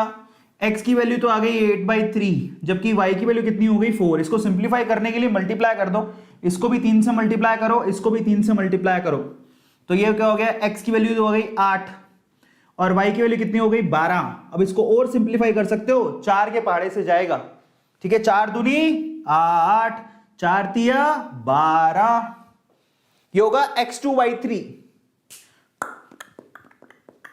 किस किस को समझ में आ गया x2y3 कैसे आंसर आया? जिस चीज को समझ में आ गया x2y3 just write down chat section. Come on dude लिखो यार, मजा नहीं आएगा ऐसे। Just write down chat section किस किस को समझ में आ गया कि x2y3 आंसर आएगा। लिखते नहीं हो ना तुम लोग, बहुत बहुत पाप लगे, सच बता रहा हूं मैं। तो x2y3 would be the answer. x2y3 answer मेरे काफी बच्चों ने लिख ही दिया था, तो मैं आपको दिखा देता हूं। इस तरह से आंसर बनेगा, ये रहा x2y3, इस तरह से निकालना था, मैंने आपको निकाल के दिखा दिया है बाय द वे। ये सिर्फ सॉल्यूशन है। एफसीसी का मतलब क्या होता है? एफसीसी का मतलब ये होता है कि आपके पास अगर एक ये स्क्वायर यूनिट सेल है, क्यूबिक यूनिट सेल है, तो उसमें एफसीसी में एटम कहां कहां होते हैं? एक तो मेरे प्यारे बच्चों होते हैं कॉर्नर्स पे, जानते हो, कॉर्नर्स पे एटम बना के आओ एफसीसी पैकिंग में, वो खुश हो जाएगा। आपका एग्जामिनर कहेगा वाह बच्चे हो तो ऐसे हो, वरना ना ही हो, ऐसा बोलेगा। और फिर उसके बाद क्या करो? सेंटर पे भी बनाओ। ये पहला सेंटर, ऊपर का सेंटर, नीचे का सेंटर, सामने वाले का सेंटर और यहाँ का सेंटर, आगे का सेंटर और पीछे का सेंटर, यह तुम्हारा एफसीसी होता है। इन दैट केस अगर आप यहाँ पर A versus A and R relation जानना चाहते हो एफसीसी के लिए, यहाँ पर क्या होता है? 4R किसके बराबर होता है? √2A के बराबर होता है बेटा। बहुत सिंपल है। ये किसके लिए है? ये एफसीसी पैकिंग के लिए है। अगर कोई आपसे बीसीसी पैकिंग का पूछ ले, ये लिखना नहीं है बट बीसीसी पैकिंग में साफ ही बता रहा हूं क्योंकि याद करना आसान है। 4R यहां किसके बराबर होता है? √3A के बराबर होता है। दोनों में फर्क देख लो, एफसीसी पैकिंग में तो आएगा √2 और बीसीसी पैकिंग में आएगा √3। Is it clear to all of you? Yes और नो? सबको याद हो गया formula? Question number 3, this is finished. बहुत ही बढ़िया। तो आपको सिर्फ 1 मार्क का क्वेश्चन था, रिलेशन लिख के आना था और कुछ नहीं। सो इस तरह से डायग्राम बना के, इस तरह से आप और सोल्व करना चाहो तो और सोल्व कर सकते हो। 4R √2A के बराबर होता है, काट जो कटना है यही आएगा सेम। तो जिसको ये समझ में नहीं आया तो मैंने जो लिखा था वो गलत नहीं है। यहां पर मैंने क्या लिखा था? 4R √2A के बराबर लिखा था। मैं 4R को लिख सकता हूं 2 × 2R, यस, और 2 को मैं क्या लिख सकता हूं? √2 × 2R which is equal to √2R। तो √2 से ये √2 कैंसिल हो गया, तो फाइनली अगर R निकालना चाहो तो A/2 √2 आएगा। ये ऐसे भी लिख सकते हो, एक ही बात है, कोई फर्क नहीं है। समझ में आ गया? सब कान इधर उधर से पकड़ा हुआ है। बहुत बढ़िया। अब अगले सवाल की तरफ चलते हैं। नेक्स्ट क्वेश्चन आप लोगों को आंसर करना है। ऑल इंडिया 2012 का सवाल है। Which stoichiometric defect increase the density of the solid? My God, क्या क्वेश्चन है। ऐसा कौन सा डिफेक्ट है जहां पर स्टोइकियोमेट्री, कौन सा स्टोइकियोमेट्रिकल डिफेक्ट है जहां पर डेंसिटी बढ़ती है?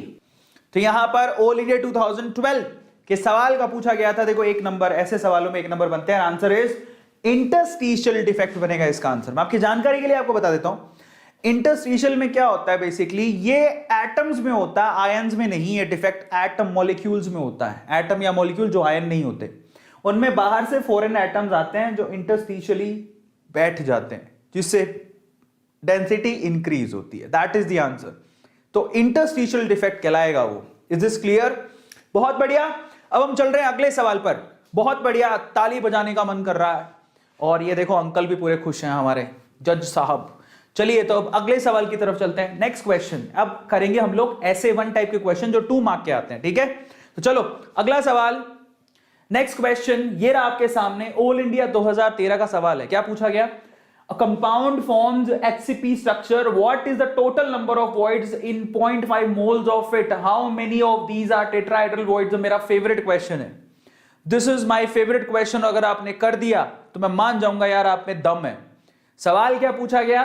A compound forms HCP structure. Okay. What is the total number of voids? इसमें कहता है कितने total number of voids हैं। 0.5 मोल अगर आपने ले लिया तो total number of voids बताने कितने होंगे।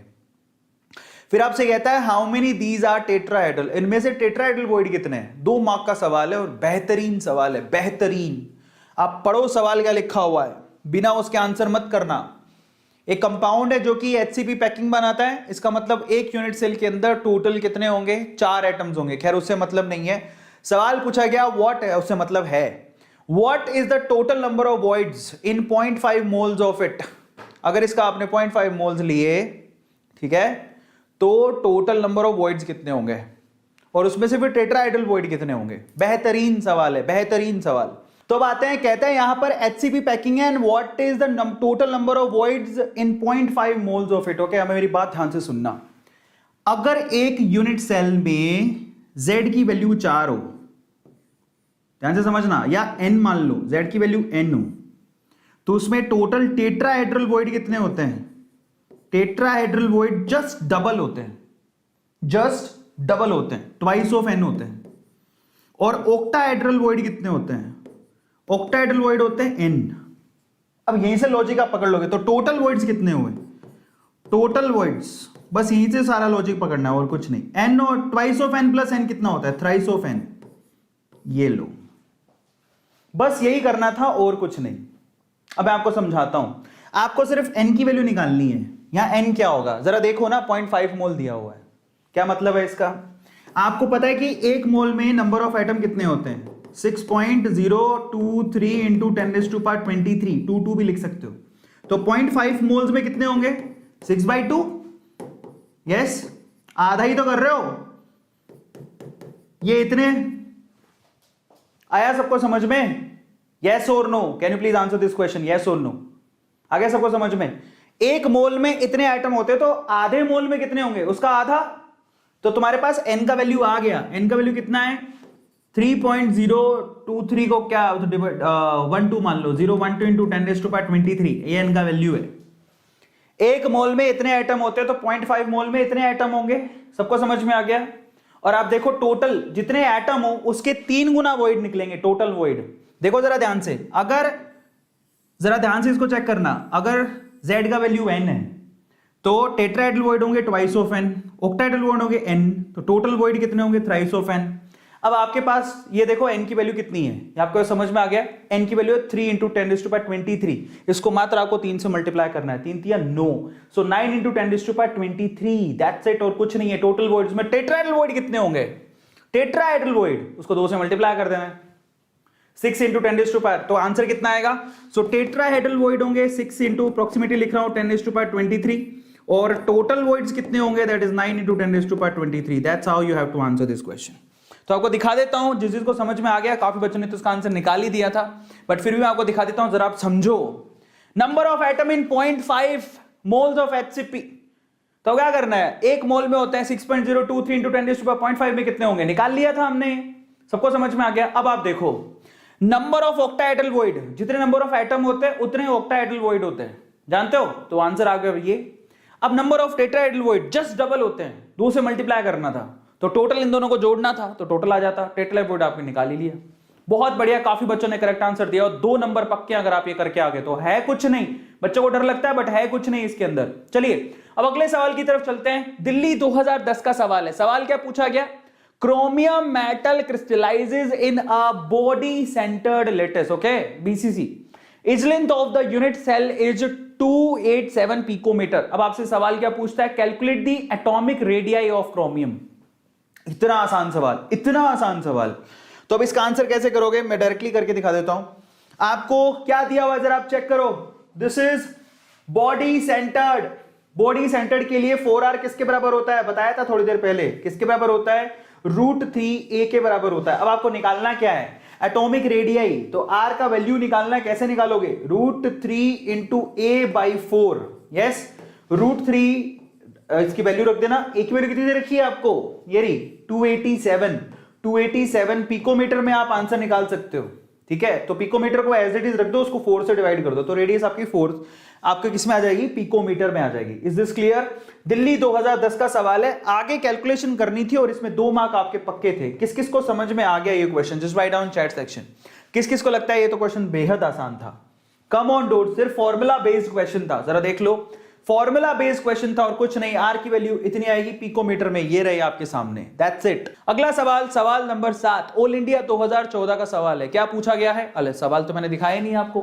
सवाल पूछा गया है, एलिमेंट विद डेंसिटी, डेंसिटी आपको दे रखी है 2.8 gram per centimetre cube, forms FCC unit cell, edge length दे रखी है आपको 4 × 10⁻⁻8 centimetre, calculate the molar mass of the element, Na की वैल्यू दे रखी है। सवाल को कैसे सोल्व करोगे? And that's very simple question as well. अब इसके लिए मैं बताऊं, सच बता रहा हूं, ले दे के बाद सिंपल है कि आपको डेंसिटी का फॉर्मूला पता होना चाहिए। अगर आपको डेंसिटी का फॉर्मूला नहीं पता है तो आप आंसर नहीं कर पाओगे।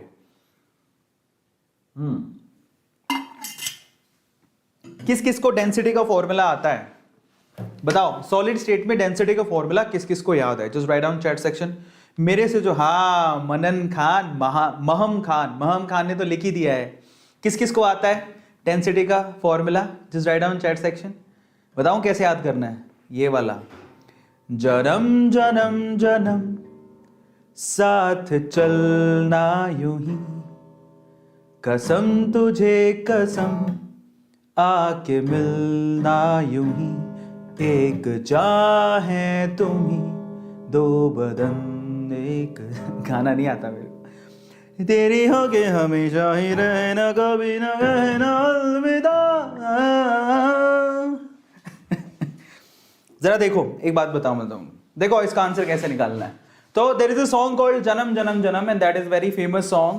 रंग दे तू मोहे गेरुआ, सुना है तुम लोगों ने? तो मैं उससे आपको डेंसिटी का फॉर्मूला याद करता हूं, जनम जनम जनम जनम जनम जनम। कितनी बार गाए तुम जनम जनम जनम? 3 बार।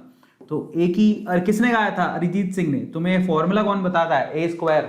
तो अरिजीत सिंह ने गाया है, ए स्क्वायर फॉर्मूला बता रहा है, तो अरिजीत सिंह का ए और मेरा ए स्क्वायर, ए क्यूब हो गया। क्या बात है, मतलब गजब तरीका है। अब यहां से क्या करना है आपको, जरा देखो, आपको निकालना है कैलकुलेट दी मोलर मास।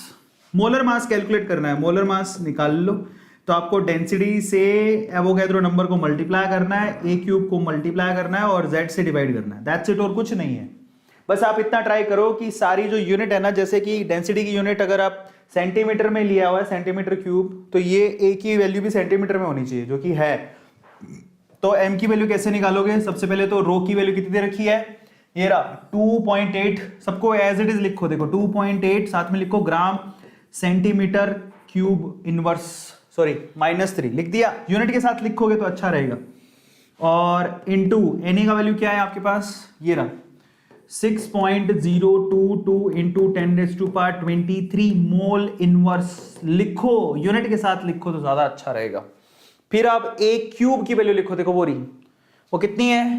देखो यहां पर लिखता हूं, तो लिखा 4 इंटू 10⁻⁸। देखो ये सेंटीमीटर है, तो इसका तो पहले आपको क्यूब लिखना है, फिर सेंटीमीटर का भी तुमने क्या किया? क्यूब, क्योंकि उसकी क्यूब करी है तो ये तो सेंटीमीटर है, क्योंकि ए की क्यूब है ना, तो उसकी यूनिट की भी क्यूब हो जाएगी।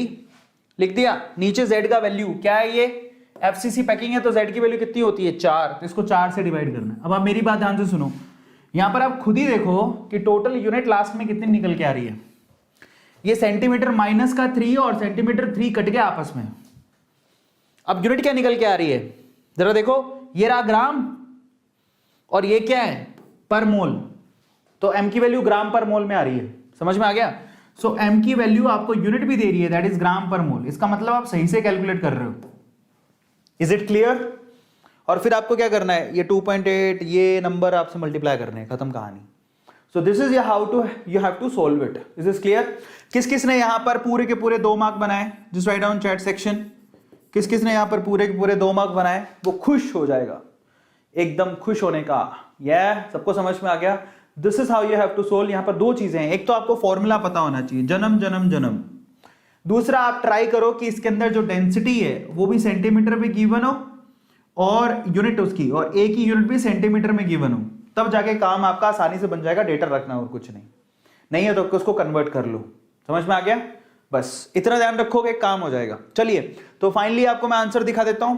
बहुत ही बढ़िया, and this is the answer. आपको गिवन क्या है? ये देखो, ये आपका डेटा गिवन था, आपसे सिर्फ एम की वैल्यू पूछी थी और आपको सिर्फ एम की वैल्यू ही निकालनी थी। एम का ये फॉर्मूला है, आपको बता दिया कैसे निकालना है, उसके बाद ये वैल्यू रखी है, एंड फाइनली आंसर आपके सामने है, दैट इज 26.98 ग्राम पर मोल। और इन्हें भी यूनिट रखी है, देखो यूनिट रखने से क्या होगा, आपको असली यूनिट आ जाएगी जो आपको लिखनी है, आंसर के बाद आपको यूनिट भी लिखनी पड़ेगी, ऐसे तो काम नहीं बनेगा। चलिए अब चलते हैं हम लोग अगले सवाल की तरफ। अब 3 सवाल 3-3 मार्क के आएंगे, ध्यान से इसको पढ़िएगा। अगला सवाल ये रहा आपकी स्क्रीन पे तैयार हो गया, 3 मार्क के क्वेश्चन। अब देखते हैं हम लोग 3 मार्क के क्वेश्चन कैसे आते हैं। ये देखिए 2011 में सवाल पूछा, 3 मार्क का क्वेश्चन था, ठीक है, 3 मार्क का क्वेश्चन था, 2011 का सवाल था। क्या पूछा गया, aluminium crystallises in cubic close packing, CCP packing, radius दे रखी है आपको 125 picometre. What is the length of the side of the unit cell, length कितनी होगी। How many unit cells are present in 1 centimetre cube. Second question जो है ना वो काफी अच्छा है, पहला सवाल तो आसान है, ठीक है, तो second question is really good, क्योंकि बट सेकंड क्वेश्चन का आंसर आपको फर्स्ट क्वेश्चन से मिलेगा। पहले तो आपसे पूछा यूनिट सेल का एज लेंथ कितना है, समझ में आया, उसी से आपको सेकंड क्वेश्चन का आंसर मिलेगा। बहुत बढ़िया सवाल है, मैं आपको बताता हूं कैसे करना है, तो जरा ध्यान से इसको समझना कैसे आंसर आपको निकालना है। तो जरा देखो, और ऐसे सवाल आपके नीट में आते हैं। कई बच्चे सोचते हैं, कई बच्चों ने, कई लोगों में भ्रांतियां पैदा कर रखी हैं कि नीट में तो मंगल ग्रह से सवाल आएंगे और बोर्ड एग्जाम में तो इजी आते हैं, ऐसे ही सवाल आते हैं, और कई बार तो इससे भी आसान होते हैं। आपका बोर्ड का पेपर ज्यादा हार्ड होता है, पता तुम्हें, कई बार बोर्ड का पेपर हार्ड होता है और नीट का पेपर इजी होता है। मैं आपकी जानकारी के लिए आपको बता देता हूं, कई लोगों ने नीट को हवा बना के रखा है, जबकि कुछ नहीं है। आप बिलीव करो, अगर आप बोर्ड का बहुत अच्छा कर रहे हो ना, तो आप नीट में बहुत अच्छा कर जाओगे। इसका एग्जाम्पल है आकांक्षा खुद। लास्ट ईयर में आकांक्षा ने, आपको पता है, 2 घंटे के अंदर अंदर नीट के पेपर को खत्म कर दिया था। और उससे कभी पूछना तुमने बोर्ड के पेपर को कितनी देर में खत्म किया था। उसको बोर्ड का पेपर करने में, ध्यान से सुनना, हर बार बायोलॉजी, केमिस्ट्री, फिजिक्स के बोर्ड के पेपर करने में उसको 2.5 से 3 घंटे के बीच में लगे, लेकिन उसने नीट का पेपर 2 घंटे के अंदर अंदर खत्म कर दिया था। तो आप अंदाजा लगाओ कि जो लोग हुआ बनाते हैं नीट को, बेटा बोर्ड के एग्जाम ज्यादा हार्ड होते हैं आजकल। तो समझ में आया।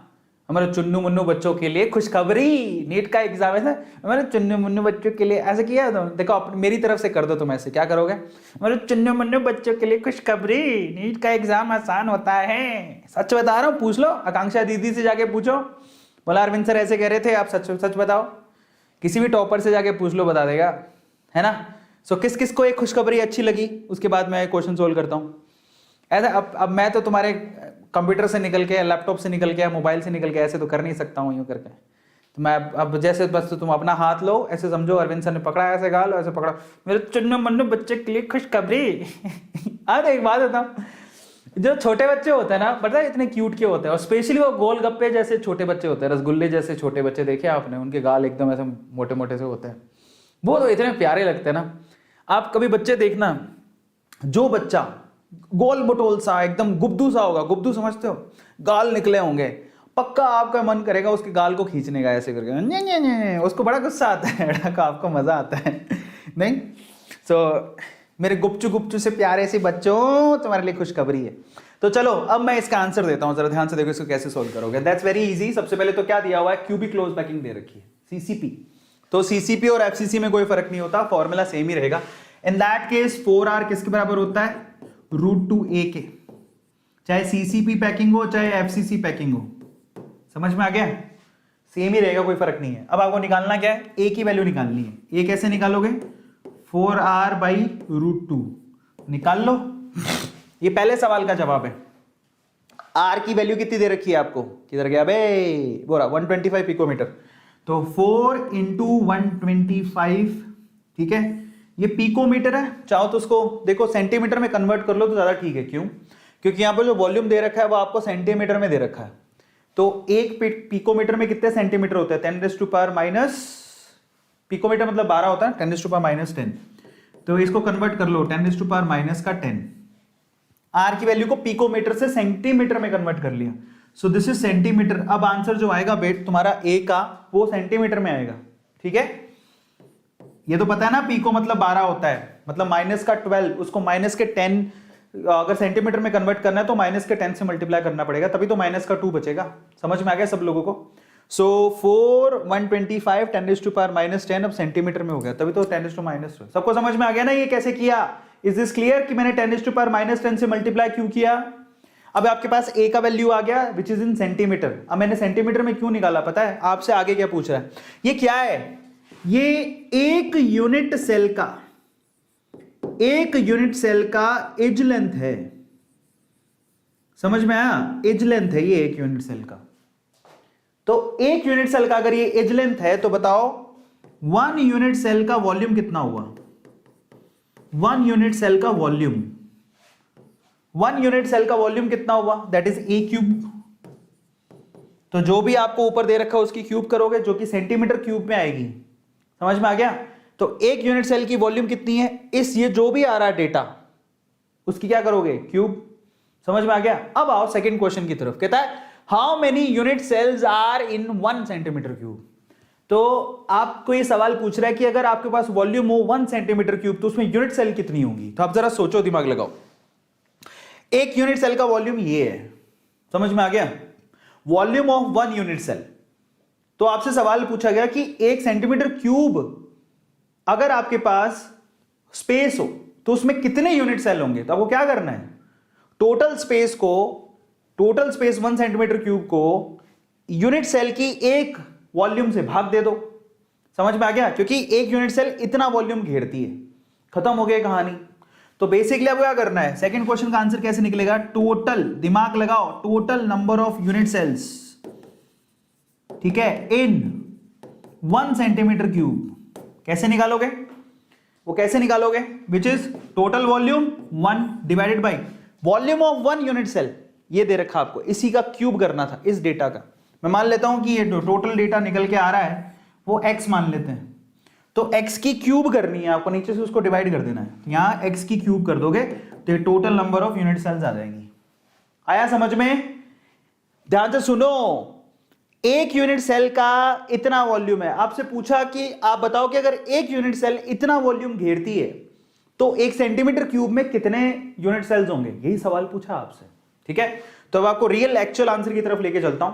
किस किस को ये समझ में आ गया एक ही बारी में? नहीं समझ में आया तो एक बार और समझा देता हूं। पहले इसका स्क्रीनशॉट ले लो, 1 2 3 टेक अ स्क्रीनशॉट। चलो तो इसका आंसर बताता हूं कैसे निकलेगा। वैसे मैंने बता दिया है, जरा ध्यान से देखो। सबसे पहले तो सीसीपी हो चाहे एचसीपी पैकिंग हो, दोनों के लिए फॉर्मूला सेम ही रहेगा, एंड दैट इज A=2√2R। मतलब ये वही फॉर्मूला है, उसने बस कान अलग से पकड़े। 354 पिकोमीटर आएगा, पर ये पिकोमीटर है और इसको सेंटीमीटर में कन्वर्ट करना है पहले आपको। तो देखो यहां पर 354 पिकोमीटर को कन्वर्ट कर लिया। ये आपके पास 354 पिकोमीटर को सेंटीमीटर में कन्वर्ट किया। 10⁻⁸ क्यों लिखा? क्योंकि यहां पर डेसिमल ले लिया उसने। आप इसको यूं भी लिख सकते थे, घबराओ मत। आप इसको यूं भी लिख सकते थे 354 इंटू 10⁻⁻10 सेंटीमीटर। कोई प्रॉब्लम नहीं है, नो प्रॉब्लम। समझ में आ गया? यही मैंने किया था। इसने क्या किया? 354 नहीं लिखा है, 3.54 लिखा हुआ है। गौर से देखो, समझ में आ गया? तो दोनों में फर्क है जो इसने सोल्व किया है। जो अपन नहीं किया वो भी सही है, गलत नहीं है। तो आप ये कर लोगे 354 इंटू 10⁻⁻10 सेंटीमीटर क्यूब। अब आगे देखो, इसी की ये आपकी ए की वैल्यू है, ए की क्यूब करो। क्यों किया? क्योंकि आप यूनिट सेल का वॉल्यूम निकालना चाहते हो कि एक यूनिट सेल का वॉल्यूम कितना है, तो उसकी क्यूब करोगे। तो इसने आपने इस डेटा का क्यूब किया तो ये आ गया। अब आप देखो, अगर आपको total number of unit cell निकालनी है तो क्या करोगे? टोटल वॉल्यूम कितना दिया हुआ है उसमें यूनिट सेल के वॉल्यूम से डिवाइड कर दो। एक यूनिट सेल का वॉल्यूम कितना है, आपको टोटल नंबर ऑफ यूनिट मिल जाएंगी। तो ओवरऑल आंसर देखो, आपको दिया हुआ था 1 सेंटीमीटर क्यूब, दिखाई दे रहा है? पीछे चलना पड़ेगा। कहां गया मेरा रिमोट? सो अब ध्यान से इसको देखना भैया, बहुत इंपॉर्टेंट है। देखो इतना दिया हुआ था और ये किसका वॉल्यूम है? ये है आपका यूनिट सेल का वॉल्यूम। डिवाइड कर दो, यही हमने किया था x क्यूब से, याद है? तो ये आंसर आएगा आपका। This is how you have to solve it. और जो बच्चे ईमानदार हैं, जिनको थोड़ी बहुत मैथ अच्छे से आती है, they can solve this very easily. पर बहुत अच्छा सवाल था and this is my favourite question. अब हम चलते हैं अगले सवाल की तरफ। क्वेश्चन नंबर 9 दिल्ली 2016 का सवाल है। क्या पूछा गया जरा आप देखो, दिल्ली 2016 का क्वेश्चन है। क्वेश्चन 3 मार्क का है। पूछता है an element crystallises in BCC lattice, edge length दे रखी है 800 picometre, density of the cell is 7.5 gram per centimetre cube, how many atoms are present in 300 grams of element. ये सवाल पूछा गया आपसे, समझ में आया? तो मैं आपको समझाता हूं डिटेल में। An element crystallize in BCC, BCC का मतलब क्या हो गया जरा बताओ मुझे, कैसे सोल्व करोगे? आपको यहां पर क्या दे रखा है जरा देखो, आप सारे डेटा को ध्यान से लिख लोगे तो वैसे आपको पता लग जाएगा। बीसीसी दे रखा है तो आपको बताओ z की वैल्यू कितनी होगी? 2। पहली चीज तो ये। फिर आपको क्या देखा है? एज लेंथ दे रखी है a पिकोमीटर के अंदर, कितनी है? 500 पिकोमीटर। उसको बदल लो, 500 × 10⁻⁻10 सेंटीमीटर में ले लो उसको, बेटर ये है। डेंसिटी, क्योंकि ये भी डेंसिटी आपको सेंटीमीटर में दे रखी है, डेंसिटी की वैल्यू कितनी दे रखी है 7.5 ग्राम पर सेंटीमीटर क्यूब। ठीक है, पूछता how many items are present 300 grams of the element. सबसे पहले तो आप 300 ग्राम को तो भूल जाओ, सवाल ये है कि जब आपको डेटा दे रखा है तो सबसे पहले आप क्या करोगे, यहां पर m की वैल्यू निकालोगे। समझ में आया? आपको a दे रखा है, डेंसिटी दे रखी है, z दे रखा है, तो आपसे m ही तो पूछा है, मोलर मास ही तो पूछ रहा है वो। और अगर आपने मोलर मास निकाल लिया तो आप नंबर ऑफ एटम निकाल लोगे। कैसे पता? आपको याद है मोल्स कैसे निकालते हैं? मोल्स कैसे निकालते हैं बताओ मुझे, मोल्स कैसे निकाले, नंबर ऑफ एटम कैसे निकाले जाते हैं? पढ़े हो के आपने मोल कॉन्सेप्ट में पढ़ा होगा, गिवन मास बाई मोलर मास, है ना? फॉर्मूले पढ़े हो नंबर ऑफ मोल्स का? क्या क्या पढ़े हो? Given mass by molar mass, number of atom divide by Avogadro's number, पढ़े हो ना तुम लोग? तो अब आपको देखो यहां पर ये दोनों बराबर होते हैं, आपको W की वैल्यू पता है, ये रही 300 ग्राम्स, मोलर मास तुम यहां से निकाल ही रहे हो। अब आपको N की वैल्यू निकालनी है, Na की वैल्यू तुम्हें आती है, ये फॉर्मूला यूज करके आप निकाल लोगे। अब सवाल है कि M कैसे निकलेगा, तो उसके लिए डेंसिटी का फॉर्मूला होता है, क्या होता है? जन्म जन्म जन्म साथ चलना यूं ही। इससे आप M का वैल्यू निकाल लो, तो M का वैल्यू कैसे निकलेगा? Density into Avogadro's number into A cube divided by Z।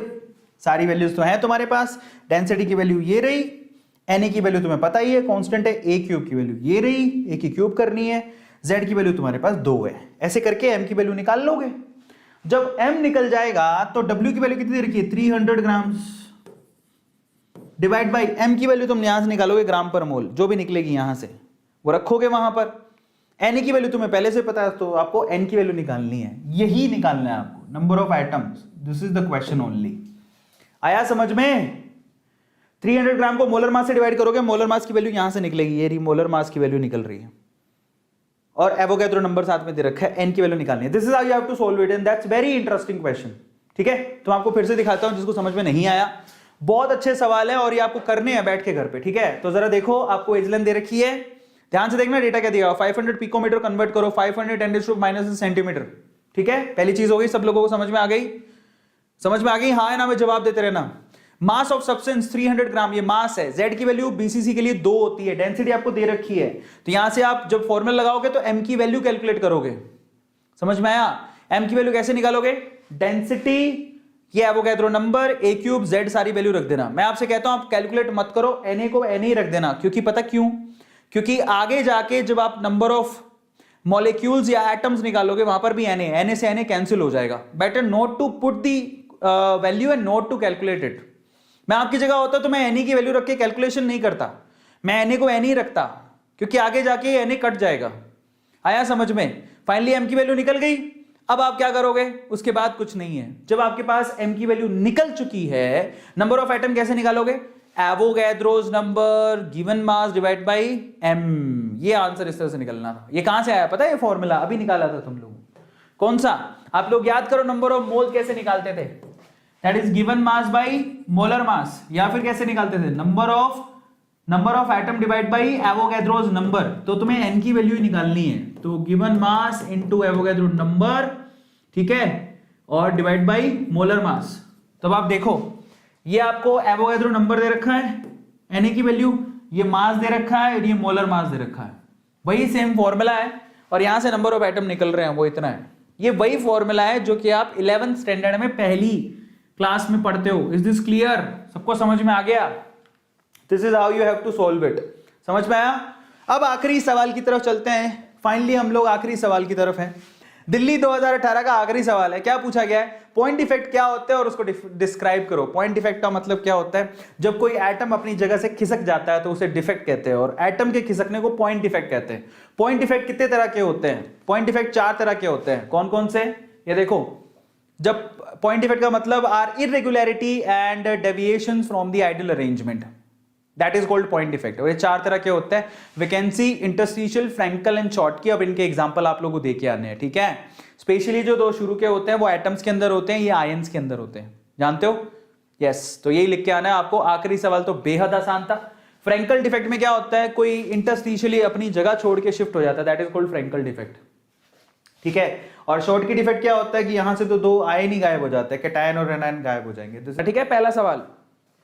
So first question ये रहा आपकी स्क्रीन पे, जो कि 2007 में पूछा गया था। सवाल था express the rate of the following reaction in terms of disappearance of the hydrogen in reaction. मतलब हाइड्रोजन किस तरह से डिसअपीयर हो रहा है उसके हिसाब से आपको रेट ऑफ रिएक्शन के एक्सप्रेशन को लिखना था। And that's very easy question. Hydrogen जिस तरह से डिसअपीयर हो रहा है, अब मैं मेरी बात सुनना, काफी बच्चे इसको अलग अलग तरीके से आंसर कर रहे हैं। मैं आपसे कहता हूं 1 मार्क का क्वेश्चन है, जितना पूछा गया उतना ही जवाब दोगे। क्या पूछा गया है? Express the rate of the following reaction in terms of disappearance of hydrogen. समझ रहे हो? सिर्फ हाइड्रोजन के डिसअपीयरेंस के हिसाब से आपको इसका आंसर देना, पूरा नहीं लिखना। तो अगर मैं बोलूं कि यहां पर रेट क्या लिखोगे डिसअपीयरेंस ऑफ हाइड्रोजन के रिस्पेक्ट में, तो माइनस का साइन लगाओगे, क्योंकि हाइड्रोजन रिएक्टेंट डिसअपीयर हो रहा है तो वैसे भी घट रहा है, तो माइनस का साइन तो आएगा ही। उसके साथ में यहां पर स्टोइकियोमेट्री कितनी है? 3। तो ये जो स्टोइकियोमेट्री वो कहां जाएगी? हाइड्रोजन वाली नीचे। फिर उसके बाद क्या लिखोगे? हाइड्रोजन का कॉन्सेंट्रेशन टाइम के रिस्पेक्ट में कैसे चेंज हो रहा है। आया सबको समझ में? सो this is the only answer, आपको इसके अलावा कुछ नहीं लिखना है। आ गया सबको समझ में? Is this clear to all of you? जल्दी से बताओ चैट सेक्शन के अंदर। इसके अलावा आपको कुछ नहीं लिखना है। यहीं से अगर आप इतना लिखते हो आपको 1 मार्क पूरा मिलेगा। आपको सिर्फ इतना पूछा गया है। बाकी बच्चे क्या होते हैं, बहुत सारे बच्चे पूरी चीज लिख देते हैं, आपकी मर्जी है, बट इससे ज्यादा लिखने की जरूरत नहीं है। ये 1 मार्क का है। Is this clear? पहला सवाल तो बेहद आसान था, कोई प्रॉब्लम नहीं थी। मालूम पड़ गया सब लोगों को क्या आंसर बनना था। आप इसमें पूरा भी लिख सकते थे, पर मैंने आपको कहा कि आप सिर्फ हाइड्रोजन के रिस्पेक्ट में लिखो तो इतना बहुत है। आप चाहो तो नाइट्रोजन के रिस्पेक्ट में भी लिख सकते थे, अमोनिया के रिस्पेक्ट में लिख सकते थे, कोई प्रॉब्लम नहीं है। Is this clear? यस। तो आपको ध्यान रखना है rate of disappearance of hydrogen, यानी कि आपको ये DH2/dt का वैल्यू लिखना था। ठीक है, हाँ ये इंटरेस्टिंग है। मतलब आपको वहां से वैल्यू निकाल लेना था, दैट्स इट। DH2/dt के वैल्यू निकालना था, minus of DH2/dt 3 times of rate of reaction, या फिर आप 3 कहीं से मल्टीप्लाई करते हैं यहां से। समझ में आ गया? इस तरह से इसको लिखना था। चलो सो अब हम लोग आगे चलते हैं। नेक्स्ट क्वेश्चन किस किस को समझ में आ गया? ये अगले सवाल पर चले तो चलिए। अगला सवाल ये रहा, 2013 का क्वेश्चन है, सब लोग आंसर करेंगे। क्वेश्चन बड़ा ही सिंपल है और आप लोग जवाब दीजिएगा। क्वेश्चन है फॉर द रिएक्शन, रेट लो दिया हुआ है आपको, ऑर्डर ऑफ रिएक्शन पूछा है आपसे। What is the order of reaction? यहां पर 1 मार्क का क्वेश्चन है, दैट्स वेरी सिंपल। क्वेश्चन आपसे पूछा गया था कि अगर ये रिएक्शन है तो यहां पर आपसे पूछा ऑर्डर ऑफ रिएक्शन क्या होगा। ऑर्डर ऑफ रिएक्शन क्या होता है? जो आपके रिएक्टेंट होते हैं, रिएक्टेंट या A और B है, उनके ऊपर जो पावर लगी हुई है, ये देखो कॉन्सेंट्रेशन के ऊपर जो पावर लगी हुई है उन्हीं का समेशन होता है। तो यहां पर A के ऊपर पावर लग रहा है 1/2, B के ऊपर पावर लग रहा है 2, तो 2 + 1/2 कितना होता है? 2.5, या इसे हम कहेंगे 5/2। तो यहां पर आंसर कितना आएगा? 5/2। सबको समझ में आया? So the answer of this particular question is 5/2। Is this clear? 5/2 सबको समझ में आ गया? So the answer of this particular question, is this clear to all of you? 5/2 या 2.5 आंसर लिखोगे। Is this clear? बहुत बढ़िया। अब आगे चलते हैं। नेक्स्ट क्वेश्चन, तैयार हो तुम लोग? अगला सवाल ये रहा आपकी स्क्रीन पे, सवाल नंबर 3, बोर्ड एग्जाम 2012 में पूछा गया था। सवाल है find the unit of rate constant for the following. ये जो आपको दे रखी है केमिकल रिएक्शन दे रखी है, इसमें आपको ये रेट लो दिया हुआ है। आपसे पूछा यूनिट क्या होगी रेट कांस्टेंट की, that is the question only. बहुत बढ़िया सवाल है। इसमें पूछा गया रेट कांस्टेंट का यूनिट क्या होगा। बहुत इंटरेस्टिंग क्वेश्चन है। सवाल आपसे पूछा गया था, अब इसका आंसर कैसे करोगे? सबसे पहले तो आपको पता होना चाहिए कि जब आप केमिकल काइनेटिक्स पढ़ते हो तो जो रेट कांस्टेंट होता है, क्या होता है? रेट कांस्टेंट होता है। ठीक है, उसकी यूनिट कैसे लिखी जाती है? रेट कांस्टेंट के की जो यूनिट होती है वो लिखी जाती है मोल पर litre to the power 1 - n। फिर आगे क्या लिखते हो? Time inverse. ये फॉर्मूला होता है यूनिट निकालने का, के की यूनिट निकालने का ये फॉर्मूला होता है। यहां पर आपको किस चीज की रिक्वायरमेंट है? सिर्फ इसकी। ये क्या है? Order of reaction. अगर आप लोगों को ऑर्डर ऑफ रिएक्शन मिल जाए, ठीक है, तो आप निकाल दोगे। बताओ ऑर्डर ऑफ रिएक्शन कितनी है? ये रहा rate low. Order of reaction जरा देखो ये कितनी है? 3/2। ये दे रखा है। रेट लॉ में जो पावर होती है रिएक्टेंट की कॉन्सेंट्रेशन की, वही क्या कहलाता है? आपका ऑर्डर ऑफ रिएक्शन। तो n की वैल्यू कितनी है? 3/2। तो यहां पर k का यूनिट क्या बनेगा? k का यूनिट बनेगा मोल पर लीटर टू द पावर 1 - 3/2। आया समझ में? 1 माइनस 3/2 और साथ में क्या बन रहा है? Time inverse. तो अगर 1 में से 1.5 घटाओगे तो 0.5 यानी कि माइनस का 1/2 यहां पर बचेगा। तो माइनस का 1/2 मतलब अंडर द रूट ले लो। समझ में आ गया? लीटर पर मोल का। तो के की यूनिट क्या बनेगी? के की यूनिट बन गई लीटर पर मोल टू द पावर 1/2 या फिर मोल पर लीटर टू द पावर -1/2, आप कुछ भी लिख सकते हो। साथ में क्या लिखोगे? Time inverse. ये भी आंसर हो सकता है, या आप यहां पे भी मोल पर लीटर टू द पावर -1/2 भी लिख सकते हो। आ गया समझ में? मैंने उल्टा कर दिया इसको क्योंकि माइनस था। Is this clear? किस किस को समझ में आ गया कैसे करना था? ये बहुत बढ़िया सवाल है क्योंकि यहां पर आपको दो चीजें निकालनी है। एक तो आपको ऑर्डर पता होना चाहिए, फिर आपको के की यूनिट का फॉर्मूला पता होना चाहिए, तब आप एन की वैल्यू रखोगे और आंसर निकालोगे। तो फाइनली इस तरह से इसका आंसर निकलना था। तो इसका आंसर आपको मालूम पड़ गया। फिर से देख लो एक बार, यहां पर ऑर्डर निकलता है 3/2 जो कि एक्चुअल में सिर्फ आपने पावर से निकाला है, आपको उससे कोई लेना देना नहीं है। आपको सिर्फ आपको क्या देखना है? ये चीज देखनी है। फिर उसके बाद जरा चेक करो यूनिट कैसे निकालते हैं। ये तरीका है, आप उसका कंपैरिजन भी कर सकते थे। आप देखो, अगर आप रेट का यूनिट होता है मोल पर लीटर सेकंड इनवर्स, के का यूनिट आपको निकालना है, कॉन्सेंट्रेशन का यूनिट होता है मोल पर लीटर और 3/2 पावर लगी हुई है। आप यहां से भी निकाल सकते थे, बात वही है, कोई फर्क नहीं पड़ना। फाइनली देखो वही आ रहा है, मोल पर लीटर, मोल की power half minus half litre की पावर हाफ सेकंड इनवर्स, वही है जो मैंने लिखा था। मैंने क्या लिखा था? मैंने आंसर आपको लिख के दिया था ये। के का यूनिट क्या निकल के आ रहा है? के का यूनिट निकल के आ रहा था, मैंने आपको लिखा दिया था लीटर पर मोल टू द पावर 1/2 और यहां लिखा था मैंने टाइम इनवर्स। आप ये भी लिख सकते हो, टाइम की जगह वो सेकंड ले रहा है। समझ में आ गया? टाइम कुछ भी हो सकता है, सेकंड, मिनट, आवर कुछ भी हो सकता है। आप सेकंड भी लिख सकते थे, बेटर है कि आप टाइम ही लिख के आओ, कोई फर्क नहीं पड़ता उससे। तो ये वही आंसर है अगर आप ध्यान से देखो तो। सबको समझ में आ गया? चलिए अब अगले सवाल की तरफ चलते हैं। नेक्स्ट जो क्वेश्चन है, क्वेश्चन नंबर 4 आपके सामने है। आप बताओ जरा, ये बहुत अच्छा सवाल है।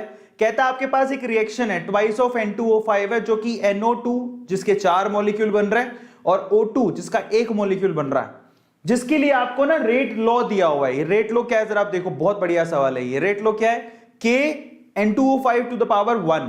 जरा समझो, रेट लॉ में N2O5 का सिर्फ एक ही मॉलिक्यूल है। इसका मतलब ये जो रिएक्शन है बेसिकली एक से ज्यादा स्टेप में हो रही है, जिसमें से स्लो स्टेप में सिर्फ N2O5 का एक ही मॉलिक्यूल पार्टिसिपेट कर रहा है। अब आपसे पूछा गया propose the mechanism of the reaction. इस रिएक्शन का मैकेनिज्म क्या होगा? That is the question only.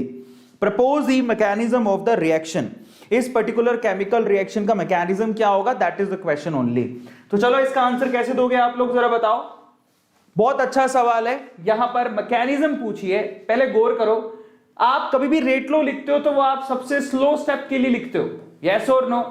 सबसे स्लो स्टेप, जब कोई रिएक्शन एक से ज्यादा स्टेप में होती है तो स्लो स्टेप के लिए रेट लो लिखा जाता है। रेट लो पे साफ नजर आ रहा है कि N2O5 का सिर्फ एक ही मॉलिक्यूल है, जबकि केमिकल रिएक्शन में इसके 2 मॉलिक्यूल हैं, इसके 4 मॉलिक्यूल है और इसका 1 मॉलिक्यूल है। कैसे करोगे? तो देखो, ये स्लो स्टेप और फास्ट स्टेप 2 स्टेप में होगी। स्टेप नंबर 1 में क्या लिखोगे? स्टेप नंबर 1 जिसको मैं बोलूंगा स्लो स्टेप, उसमें मुझे पता है कि रेट लो खुद ही कह रहा है कि उस स्टेप के अंदर सिर्फ N2O5 ही यूज हो रहा है और कुछ नहीं। तो यहां पर N2O5 का एक मॉलिक्यूल लिया और उसको अगर मैं तोड़ूं, हीट किया, तो ये कैसे टूटेगा? देखो आपके पास प्रोडक्ट के तौर पे सिर्फ एक NO2 और एक O2 है और कुछ नहीं है। तो मान लो इसको मैं एक तो मैं NO2 बना देता हूं, जरा सोचना। प्लस में दूसरी चीज क्या बनाऊंगा? अगर मैं N2O5 में से NO2 निकाल दूं, एक नाइट्रोजन चला गया, 2 ऑक्सीजन चले गए, तो पीछे क्या बच गया? एक नाइट्रोजन और 3 ऑक्सीजन बच गए। तो एक इंटरमीडिएट, एक नाइट्रोजन और 3 ऑक्सीजन वाला एक इंटरमीडिएट निकलेगा। अब इस इंटरमीडिएट को तुम्हें सेकंड स्टेप में खत्म करना है, क्योंकि ये तो है ही नहीं, NO2 है क्या इस केमिकल रिएक्शन में? नहीं है। तो इसका मतलब स्टेप नंबर 2 जब लिखोगे, स्टेप नंबर 2 जब आप लिखने बैठोगे तो आप NO3 को तोड़ोगे। और अभी तो इसका एक ही मॉलिक्यूल यूज किया है, यहां पर इसके टोटल 2 मॉलिक्यूल है, तो एक मॉलिक्यूल बच गया N2O5 और प्लस में आपको इसको खत्म करना है, तो आप यहां पर लिखोगे। मैंने इसको यहां पर क्यों लिखा? क्योंकि जब मैं केमिकल रिएक्शन को जोड़ूंगा तो मैं इसको इससे काट दूंगा। आ गया समझ में? तो स्टेप नंबर 2 में एक मॉलिक्यूल ये रहा, एक मॉलिक्यूल अब एक और यूज कर लिया, तो एक और एक कितने हो गए? 2। समझ में आ गया? NO3 को मुझे खत्म करना था, ये NO3 यहां से इसके साथ खत्म होना था। अब आप देखो N2O5 और NO3 ये दोनों आपस में जब रिएक्ट करेंगे तो क्या बनेगा? कई बच्चों को तो परेशानी हो रही है, पर कुछ नहीं है इसके अंदर। पता है क्या बनेगा? आप बताओ पूरी केमिकल रिएक्शन में ऊपर में देखना NO2 एक ऑलरेडी बना चुके हो, समझ में आ गया। अब आपको कितने NO2 और चाहिए, 4 थे, एक बना चुके तो 3 और चाहिए, तो यहां पर 3 NO2 बनेंगे। आ गया समझ में। प्लस आपको और केमिकल रिएक्शन में एक ऑक्सीजन भी दिख रही है, आ गया समझ में। तो जब आपको एक ऑक्सीजन भी दिख रही है तो वो तो अभी तक आई नहीं है कहीं भी, तो इसका मतलब एक ऑक्सीजन बनेगी। अब मैं आपको गारंटी देता हूं, इन दोनों को जोड़ लो तो ऊपर वाली केमिकल रिएक्शन आ जाएगी। दिखाऊं, देखो यही है आपकी मैकेनिज्म, ये स्टेप नंबर 1 है, ये स्टेप नंबर 2 है। इन दोनों को जोड़ोगे तो आपको ऊपर वाली केमिकल रिएक्शन मिलेगी। कैसे जोड़ो, ये NO3 ये NO3 कैंसिल हो गया, आ गया समझ में। अच्छा ये बैलेंस है कि नहीं है जरा देख लो, यहां पर नाइट्रोजन कितने हैं, 2 और 1 3, वहां पर भी 3 है। ऑक्सीजन कितने यहां पर 5 और 3 8, वहां पर कितने हैं 3 दूनी 6 और 2 8, है ना। अब इन सबको जोड़ दो, बैलेंस है केमिकल रिएक्शन, दोनों को जोड़ो, जोड़ने पर क्या होगा, ट्वाइस ऑफ N2O5, ये तो कट गया आपस में। फिर आपको क्या मिल रहा है, यहां पर 3 ही है और 1 ही है, तो 4 मिल रहा है NO2 और प्लस में आपको क्या मिल रहा है O2, दैट्स इट, और खत्म हो गया। ये इस तरह से आपको इसको लिखना था। ये मेरा फेवरेट क्वेश्चन है क्योंकि यहां पर एक्चुअली लोगों को लगता है पता नहीं क्या लिखेंगे, बट अगर आपको नॉलेज है आपको रट्टा मारने की जरूरत ही नहीं पड़ेगी। आपको ये 2 स्टेप में ये और ये लिखना था, दैट्स इट, और कुछ नहीं करना था। यही इसके स्टेप्स हैं।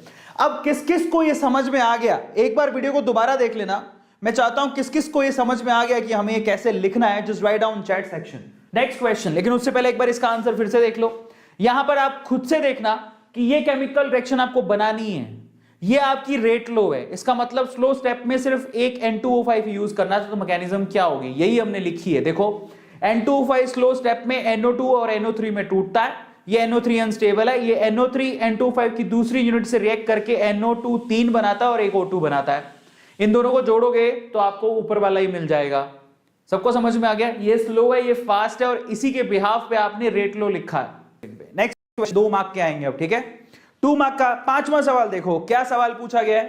कहता है for a chemical reaction reactant to product the variation in concentration R versus T, ये आपको एक ग्राफ दिया हुआ है, ध्यान से देखो, ये ग्राफ दिया हुआ है। आपसे क्या कहा गया है, सबसे पहला सवाल predict the order of reaction.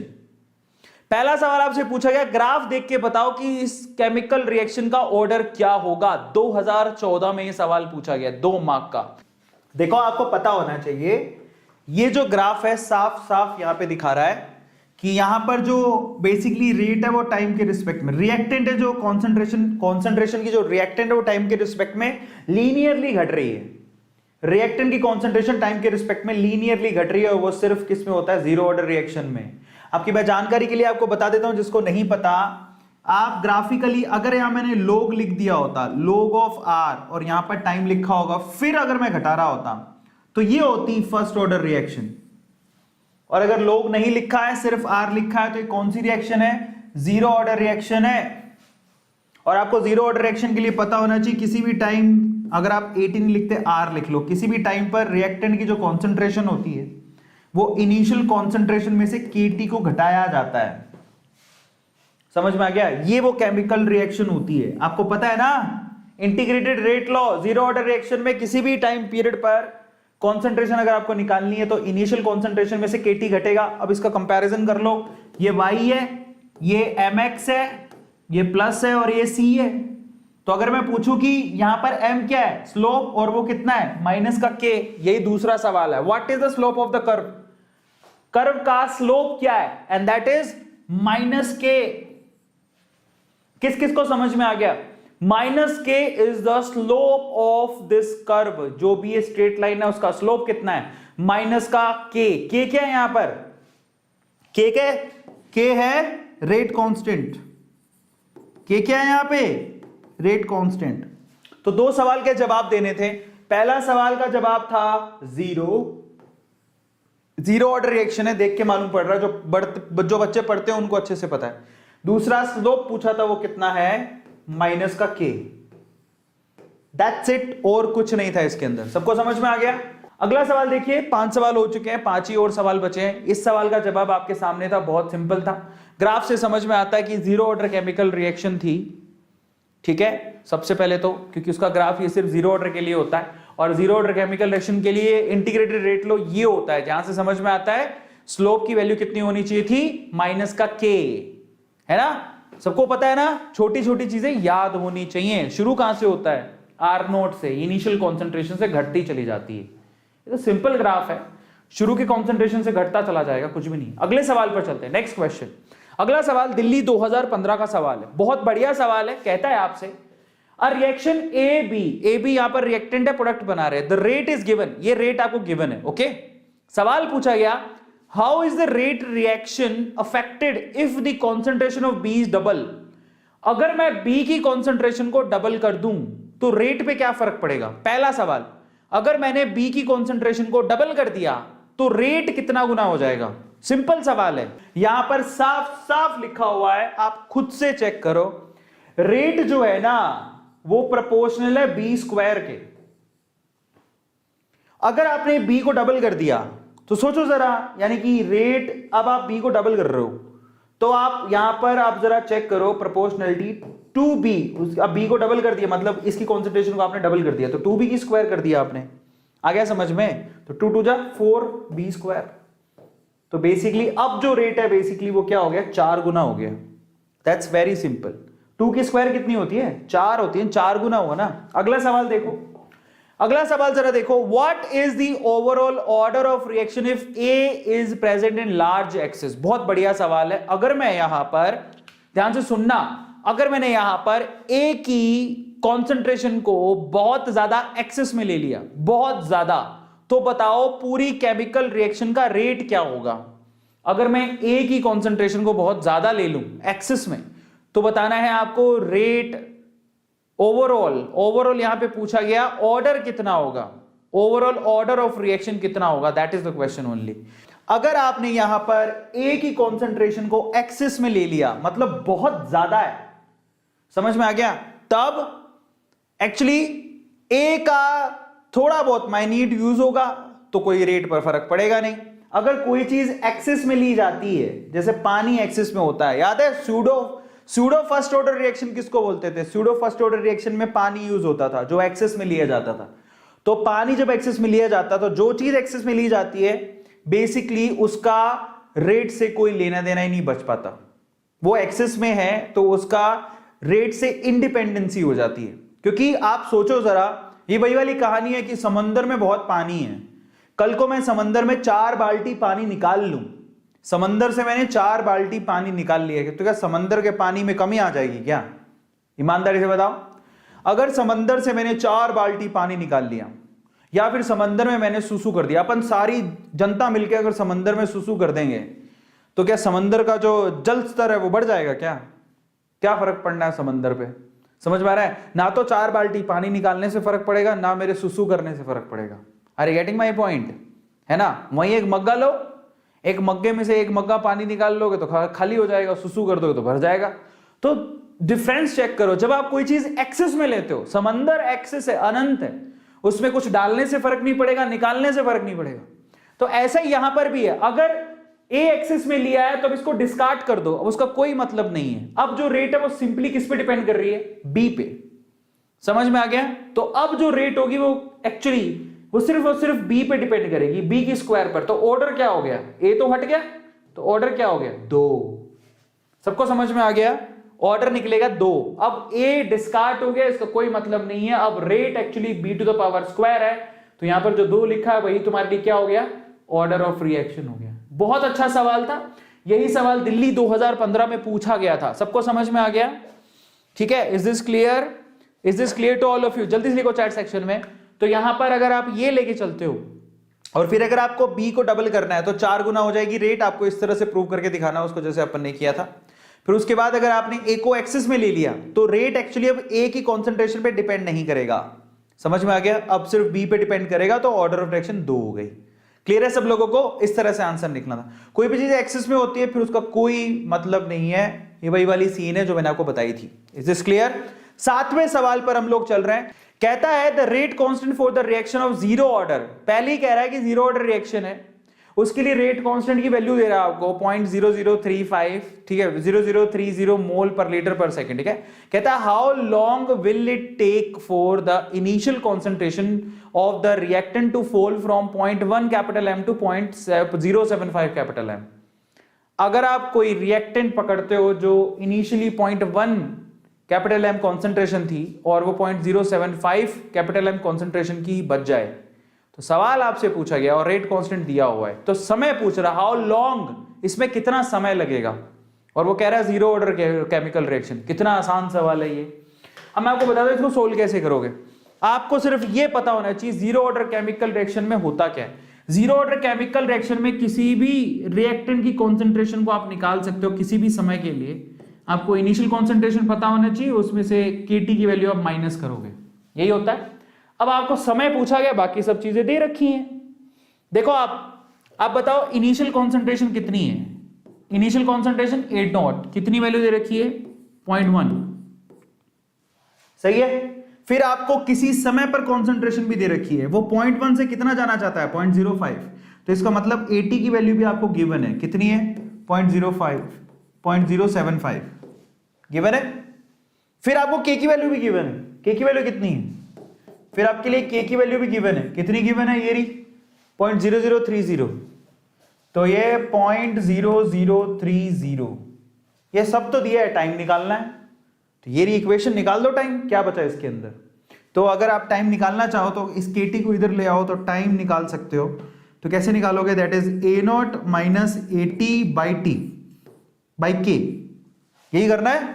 अगर मैं केटी को यहां ले आऊं और इस 80 को वहां ले जाऊं, तो यहां से जरूर टाइम निकालना है, नीचे के से डिवाइड करोगे, तो ये के है, मैंने स्पेशल तरीके से बनाया है, ठीक है। तो दिस इज के, आया सबको समझ में। तो ए नोट की वैल्यू कितनी है, 0.1 में से 0.075 घटा दोगे, डिवाइड करोगे, 0.025 ऊपर बचेगा, नीचे क्या है आपके पास, नीचे के से डिवाइड करना है 0.030, बस यहां से आंसर निकलेगा। और आंसर किस में आएगा जरा देखो, के की यूनिट किसके अंदर है, सेकंड इनवर्स, तो आंसर किस में आएगा, सेकंड में। Whatever B this, answer second में आएगा। सबको समझ में आ गया। तो 0.1 में से 0.075 घटाओगे तो 0.025 बचेगा, 0.025 और नीचे 0.003, ठीक है। तो 0.025 नीचे 0.003, तो आप डिवाइड कर लेना, आपको समझ में आ गया कैसे करना है, सेकंड में आंसर आएगा।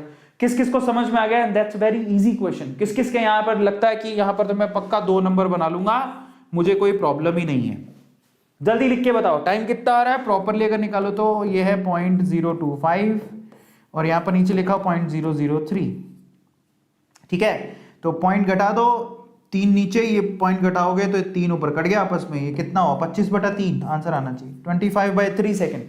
25/3 कितना होता है, 25/3 कितना होता है, 7 × 21 8 × 24, 8 पॉइंट समथिंग आएगा, 8 सेकंड के अराउंड आएगा, यस। तो ये 8 सेकंड के अराउंड आंसर आना चाहिए, 8.333333 ये आंसर आना चाहिए। चलो देख लो, तो यहां पर आंसर बनेगा, जरा देख लो, सब चीजें गिवन थी, कुछ भी नहीं था इस सवाल में, डर लगता है बट है कुछ नहीं, के की वैल्यू गिवन है, ये फॉर्मूला लगाना था, इनिशियल कॉन्सेंट्रेशन में से आप टी टाइम की कॉन्सेंट्रेशन को हटा के टी से डिवाइड कर दो, टी तो निकालना था, के की वैल्यू गिवन है ना। सो टी की वैल्यू निकालनी है, यहां से आपका आंसर आ रहा है 8.333333। सबको समझ में आ गया। अगला सवाल देखो, सवाल नंबर 8। अब 3 मार्क के क्वेश्चंस आएंगे। 8वां सवाल दिल्ली 2009 में क्वेश्चन पूछा गया था। सवाल था शो दैट, ध्यान से पढ़ो, show that first order reaction the time required for half the change और half life period is independent of initial concentration and plot the curve. आपसे पूछा गया फर्स्ट ऑर्डर रिएक्शन के लिए हाफ लाइफ इनिशियल कॉन्सेंट्रेशन पर depend नहीं करती, ये प्रूव करके दिखाओ और साथ में ग्राफ को प्लॉट करके भी दिखाओ, ये सवाल पूछा गया था। तो मैं आपको करके दिखाऊं, चलो। तो सबसे पहले तो आपको ये कैसे प्रूव करना है। अब कई बच्चे इसका आंसर है ना अलग अलग तरीके से लिख सकते हैं। जैसे मान लो कई बच्चे ऐसे होते हैं कि for the first order reaction T half कितना होता है 0.693/k, याद है आप लोगों को। और यहां पर क्योंकि ए नोट की वैल्यू नहीं है तो लिख देंगे हेंस प्रूव्ड, लेकिन ऐसा नहीं लिखना है, समझ में आ गया, ऐसा नहीं करना है। तो बोलेंगे now T half is independent, क्योंकि फॉर्मूले में इनिशियल कॉन्सेंट्रेशन है ही नहीं, तो आप बोलोगे हेंस प्रूव्ड। पर ऐसा नहीं होता, आपको ढंग से इसको प्रॉपरली करके दिखाना पड़ेगा। अगर आपको 3 नंबर चाहिए तो कैसे करोगे मैं आपको समझाता हूं। सबसे पहले तो आपको देखो पता होना चाहिए, जैसे आप लोग लिखते हो ना, याद करो, जीरो ऑर्डर रिएक्शन के लिए, for the zero order reaction, ठीक है, आप लोग क्या लिखते हो जीरो ऑर्डर रिएक्शन के लिए, तो फर्स्ट ऑर्डर रिएक्शन का इंटीग्रेटेड रेट लॉ किस किस को याद है?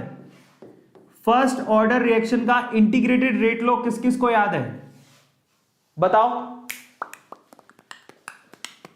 किस किस को याद है? Are you guys answering my question? तो बताता हूं क्या होता है। फर्स्ट ऑर्डर रिएक्शन के लिए के की वैल्यू कैसे लिखी जाती है, या तो आप इतना सा याद कर लो, इस तरफ लिख देता हूं, log of A naught is equals to, ठीक है, सॉरी दोबारा लिख देता हूं, इतना याद है तो आपका काम हो जाएगा। आपको ये तो याद है ना अभी जीरो ऑर्डर रिएक्शन के लिए क्या लिखा था, AT is equals to A naught minus K T, ये तो याद होगा।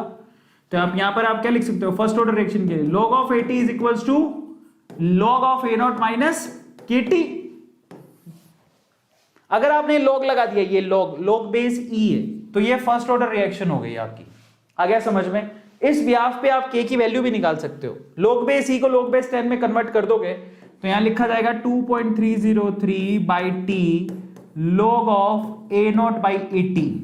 ये होती है आपकी जीरो फर्स्ट ऑर्डर रिएक्शन की क्या k की वैल्यू, ये तो पता होगा। अब टी हाफ का मतलब क्या होता है? जब टाइम टी हाफ होता है तो जो AT की वैल्यू होती है वो किसके बराबर होती है? ए नॉट बाई 2 के बराबर होती है। तो ये वैल्यू उठा के रख दो वहां पे। आ गया समझ में? तो रखो। So k is equal to 2.303 time कहलाएगा आपका टी हाफ log ऑफ, ठीक है, यहां पर ए नॉट एज इट इज है, AT की जगह क्या लिखोगे? ए नॉट बाई 2, तो 2 ऊपर चला जाएगा, ये कट गया आपस में, दिखाई दे रहा है? तो यहां पर टी हाफ की वैल्यू कितनी निकल के आ गई? T half is 2.303 log of 2, समझ में आ गया? डिवाइडेड बाई के। क्या इसमें ए नोट है? नहीं है, क्योंकि ए नोट तो कट गया, हेंस प्रूव्ड। आप इसको देखो 2.303 log बेस 10 को आप यूं भी लिख सकते हो, टी हाफ की वैल्यू फाइनली कितनी आती है? ये इसको ln ऑफ 2 भी कहते हैं, log बेस E को ln ऑफ 2 भी कहते हैं। अगर 2.303 log 10 देखोगे तो किसके बराबर होता है? log बेस E के। log बेस E को नेचुरल log भी कहते हैं। तो ln ऑफ 2 बाई के भी आंसर बनता है इसका, टी हाफ का। और अब बस इसको आपको इतना ही प्रूव करना था, क्योंकि इसके अंदर ए नोट की टर्म नहीं आ रही, ठीक है, तो ये क्या हो गया? इनिशियल कॉन्सेंट्रेशन से इंडिपेंडेंट हो गया। पहली चीज तो ये ln ऑफ 2 की वैल्यू कितनी होती है? 0.693 बाई के आंसर आ गया। This is how you have to answer it. अब दूसरा सवाल था कि इसका ग्राफ बनाओ। तो अगर आप ग्राफ बनाना चाहो कि यहां पर आपसे पूछा गया कि भाई जो हाफ लाइफ है, ये अगर मैं मान लेता हूं कि ये हाफ, अच्छा यहां पर इनिशियल कॉन्सेंट्रेशन और ये हाफ लाइफ है, तो हाफ लाइफ इनिशियल कॉन्सेंट्रेशन से इंडिपेंडेंट होती है, तो आपका ग्राफ कैसा बनेगा? Straight line. Half life initial concentration पर डिपेंड नहीं करती, आप कितना भी चेंज करो उस पर कोई फर्क नहीं पड़ने वाला। मेरे ख्याल से यहां पर टी हाफ लिखाएगा, ठीक है, और यहां पर ए नोट होगा। आप कितना भी ए नोट में चेंज करो, टी हाफ की वैल्यू उतनी ही रहेगी। समझ में आ गया? सो टी हाफ ए नोट पे डिपेंड नहीं करती, क्योंकि ए नोट का फैक्टर ही नहीं है इसके अंदर। तो इस तरह से आपको इसका आंसर प्रूव करना था, क्योंकि 3 मार्क का सवाल था, समझिए। This is 3 mark question. तो देखो, सबसे पहले आप यहां पर बकायदा इसकी इक्वेशन लिखोगे जो मैंने लिखी, फिर उसके बाद आप यहां पर क्या लिखोगे, मतलब क्या होता है टी हाफ का। तो T equals to T half मतलब R की वैल्यू क्या होगी? R नोट इनिशियल कॉन्सेंट्रेशन की आधी रह जाएगी। अब उसको रखोगे आप, समझ में आ गया? और फाइनली टी हाफ का वैल्यू कितना है? 2.303 log बेस 10 2, और 2.303 log बेस 10 किसके बराबर होता है? ln मतलब नेचुरल लॉग ऑफ 2 बाई के आंसर आना था, विच इज इंडिपेंडेंट। समझ में आ गया? तो यहां पर ए नोट का फैक्टर नहीं है, इसलिए यहां पर ये इंडिपेंडेंट है। इसके बाद ग्राफ बनाना था, ग्राफ के एक्सिस ध्यान रखना। यस, यहां पर टी हाफ लिखा जाएगा जैसे मैंने लास्ट में कहा था, और यहां पर ए नोट। आप कितना भी इसको बढ़ा लो, इस पे कोई फर्क नहीं पड़ेगा, क्योंकि ये इंडिपेंडेंट है। ग्राफ बनाना था। सवाल नंबर 9, जो कि 4 2015 सवाल पूछा गया है। सवाल क्या था? A first order reaction takes 10 minute for 25% decomposition. अगर कोई चीज 25% घट जाती है तो उसके लिए फर्स्ट ऑर्डर रिएक्शन में कितना समय लगता है? 10 मिनट का। तो आपसे कहा कि calculate T half for the reaction. T half calculate करके बताओ, that is the question only. ठीक है, चलो मैं आपको बताता हूं। मैं मान लेता हूं, जरा समझिए इसको कैसे करेंगे। मैं मान लेता हूं, क्योंकि इनिशियल कॉन्सेंट्रेशन तो दे नहीं रखी, तो इनिशियल कॉन्सेंट्रेशन अपन कितनी मान लेते हैं? इनिशियल कॉन्सेंट्रेशन दे नहीं रखी है, इनिशियल कॉन्सेंट्रेशन अपनी कितनी मान लेते हैं? 100। ठीक है, अब वो कहता है कि जब 25% घट जाए, यानी कि वो 100 का कितना रह जाएगा? 80 का वैल्यू कितना हो जाएगा? 75। 25% घट गया ना, अगर 100 से कोई चीज 75 पे चली जाती है, इसका मतलब 25% घट गया। आया समझ में? तो ए नोट की वैल्यू 100 है, एटी की वैल्यू 75 है, इसमें लगने वाला समय कितना है? 10 मिनट। समझ में आ गया? इससे क्या समझ में आता है? अब ये फर्स्ट ऑर्डर रिएक्शन है, इससे क्या समझ में आता है कि हमें यहां से के की वैल्यू निकालनी है। क्यों? क्योंकि टी हाफ का फॉर्मूला क्या है? हाफ लाइफ आपकी तभी निकलेगी 0.693 बाई के, जब आपके पास के होगा। अगर आपने के निकाल लिया तो आपका आंसर आ जाएगा। अब सारी वैल्यू के लिए दे रखी है। फर्स्ट ऑर्डर रिएक्शन के लिए के कैसे निकलता है? 2.303 by T log of A not by eighty, ऐसे निकलता है। फॉर्मूला भी बताया था के की वैल्यू निकालने का। 2.303 बाई टी की वैल्यू कितनी है? 10 मिनट। और साथ में लॉग ऑफ ए नोट की वैल्यू कितनी है? 100। ये कितनी है? 75।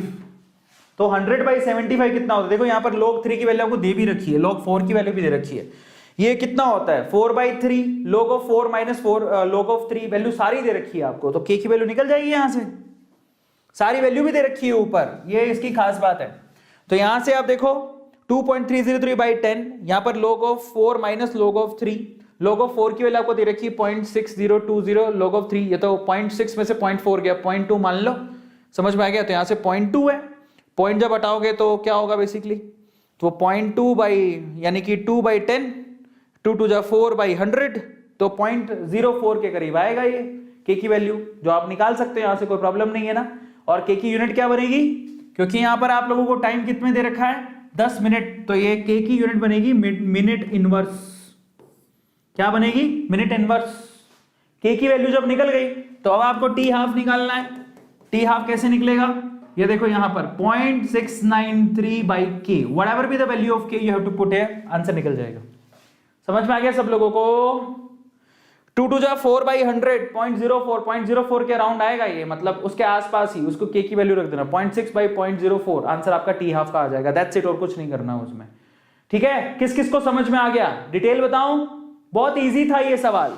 तो अब देखो यहां पर आपको फिर से मैं दिखा देता हूं, जरा आप ध्यान से चेक करना है जिसको समझ में नहीं आया। सबसे पहले तो ये इक्वेशन आपको याद होनी चाहिए। जीरो ऑर्डर फर्स्ट ऑर्डर के इंटीग्रेटेड रेट लो याद करके जाना। ये फर्स्ट ऑर्डर का है के 2.303 by T log initial concentration upon concentration at any time, ये पता होना चाहिए। उसके बाद क्या होगा? टाइम की वैल्यू कितनी दे रखी है? 10, तो 1/10, 10 नीचे टाइम है, वो नीचे लिख रहे हो, तो मिनट इनवर्स आएगा ना, यहां पे खत्म हो गई बात। दूसरा ऊपर 100 है, नीचे 75 आएगा, क्योंकि 75 यहां पर 100 माइनस 25, 25% घट गया तो 75 आएगा। अभी वैल्यू रखनी थी, सारी वैल्यू रखते, हाँ मतलब कैलकुलेट करना था, मैं तो रैंडमली आपको आंसर बताया था। तो 2.303 बाई 10, ये पता log ऑफ 100 बाई 75, ठीक है, यानी कि log of 4 minus log of 3, 4 minus 3 करके आपको आंसर निकालना था। 0.2 आ रहा था, बट 0.0124 लिखा हुआ है, चलो जो भी वैल्यू है हमको तो एक्सेप्ट करनी है, जो वैल्यू आपने आओगे वो निकाल लेना यहाँ पर। अच्छा, बेसिकली डिफरेंस मैंने वो आगे ही पॉइंट वाली वैल्यू छोड़ दी थी। फिर आप जब इसको कैलकुलेट करोगे तो ओवरऑल आ रहा है 0.02 मिनट इनवर्स। सबको समझ में आ गया? फिर उसके बाद आपको क्या करना था? 0.693 बाई के की वैल्यू रखनी थी 0.02, आंसर आ जाता। 34 मिनट के करीब आपका आंसर आता। Is this clear to all of you? आखिरी सवाल 5 मार्क का है, और जिसने 5 मार्क का सवाल कर लिया उसकी बल्ले बल्ले। चलो 5वां सवाल ये रहा आपकी स्क्रीन पे। इतना आसान सवाल है ना। सवाल पूछा गया, जरा देखो, कहता है for a reaction twice of NO जो गैस है और एक क्लोरीन एक गैस है, ठीक है, ये क्या बना रहा है? NOCl ट्वाइस बना रहा है। Following is the data given, ये आपको डेटा गिवन है। क्या कहता है? NO की इनिशियल कॉन्सेंट्रेशन, क्लोरीन की इनिशियल कॉन्सेंट्रेशन, और ये लिखा है initial rate of disappearance of chlorine. ये बड़ा इंटरेस्टिंग है, इसको पढ़ोगे तो ये रेट ऑफ रिएक्शन ही दे रखी है। क्यों? मैं आपको बताता हूं। अगर आप इसको ध्यान से देखोगे तो आखिरी डेटा ये रेट ऑफ रिएक्शन ही है। ऐसा क्यों? क्योंकि अगर मैं बोलूं कि चलो इसके लिए तुम रेट लिख के बताओ, तो क्या लिखोगे? विद रिस्पेक्ट टू क्लोरीन, तो ऐसे तो लिखोगे minus of DCl2 by dt। Chlorine के रिस्पेक्ट में जो रेट लिखोगे वो पूरी केमिकल रिएक्शन की रेट है। तो यहां पर रेट दिया हुआ है, सिर्फ ये पागल बनाने के लिए लिख दिया ताकि बच्चे डर जाएं, बट ये जो भी आपको दे रखा है, ये पूरा डेटा, ये पूरी केमिकल रिएक्शन का रेट ही है। तो अगर मैं बोलूं कि पूरी केमिकल रिएक्शन का रेट लिखो, तो आप क्या लिखोगे? Minus of DCl2 by dt नहीं लिखोगे, क्लोरीन के रिस्पेक्ट में लिखोगे, वो तो NO के रिस्पेक्ट में 2 आएगा नीचे, बट इसमें तो स्टोइकियोमेट्री 1 है। समझ में आ गया? तो पूरी केमिकल रिएक्शन का जो रेट है वो minus of D chlorine by dt इसका मतलब जो भी rate of disappearance of chlorine है वही रेट है तुम्हारी, और जो आपको दे रखी है। अब सवाल क्या पूछा है इधर देखो, कहता है write the expression for rate law, rate law का एक्सप्रेशन लिखो। अब देखो रेट लो का एक्सप्रेशन कैसे लिखा जाएगा।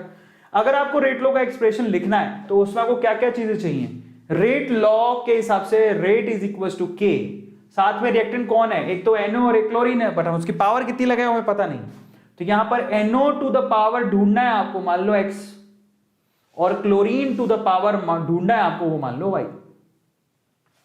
अब x और y की वैल्यू चाहिए आपको और कुछ नहीं, मतलब आपको ऑर्डर ऑफ रिएक्शन निकालना। अब कैसे निकालोगे, अब उसके लिए तरीका देखो, देखो मेरा बड़ा सिंपल तरीका है। अगर ध्यान से देखो, आप किसी एक रिएक्टेंट को फिक्स कर लो, आप दो डेटा पकड़ो, किसी एक रिएक्टेंट को फिक्स कर लो। जरा देखो, अगर मैं पहला और दूसरा लाइन पकड़ूं, पहला और दूसरा, पहले और दूसरे लाइन में NO की कॉन्सेंट्रेशन चेंज हो रही है क्या, नहीं, इसका मतलब मुझे इसकी चिंता नहीं है। अगर NO की कॉन्सेंट्रेशन पहले और दूसरे में चेंज नहीं कर रहे तो तुम कर क्या रहे हो, तुम क्लोरीन की कॉन्सेंट्रेशन को कितना कर रहे हो, डबल।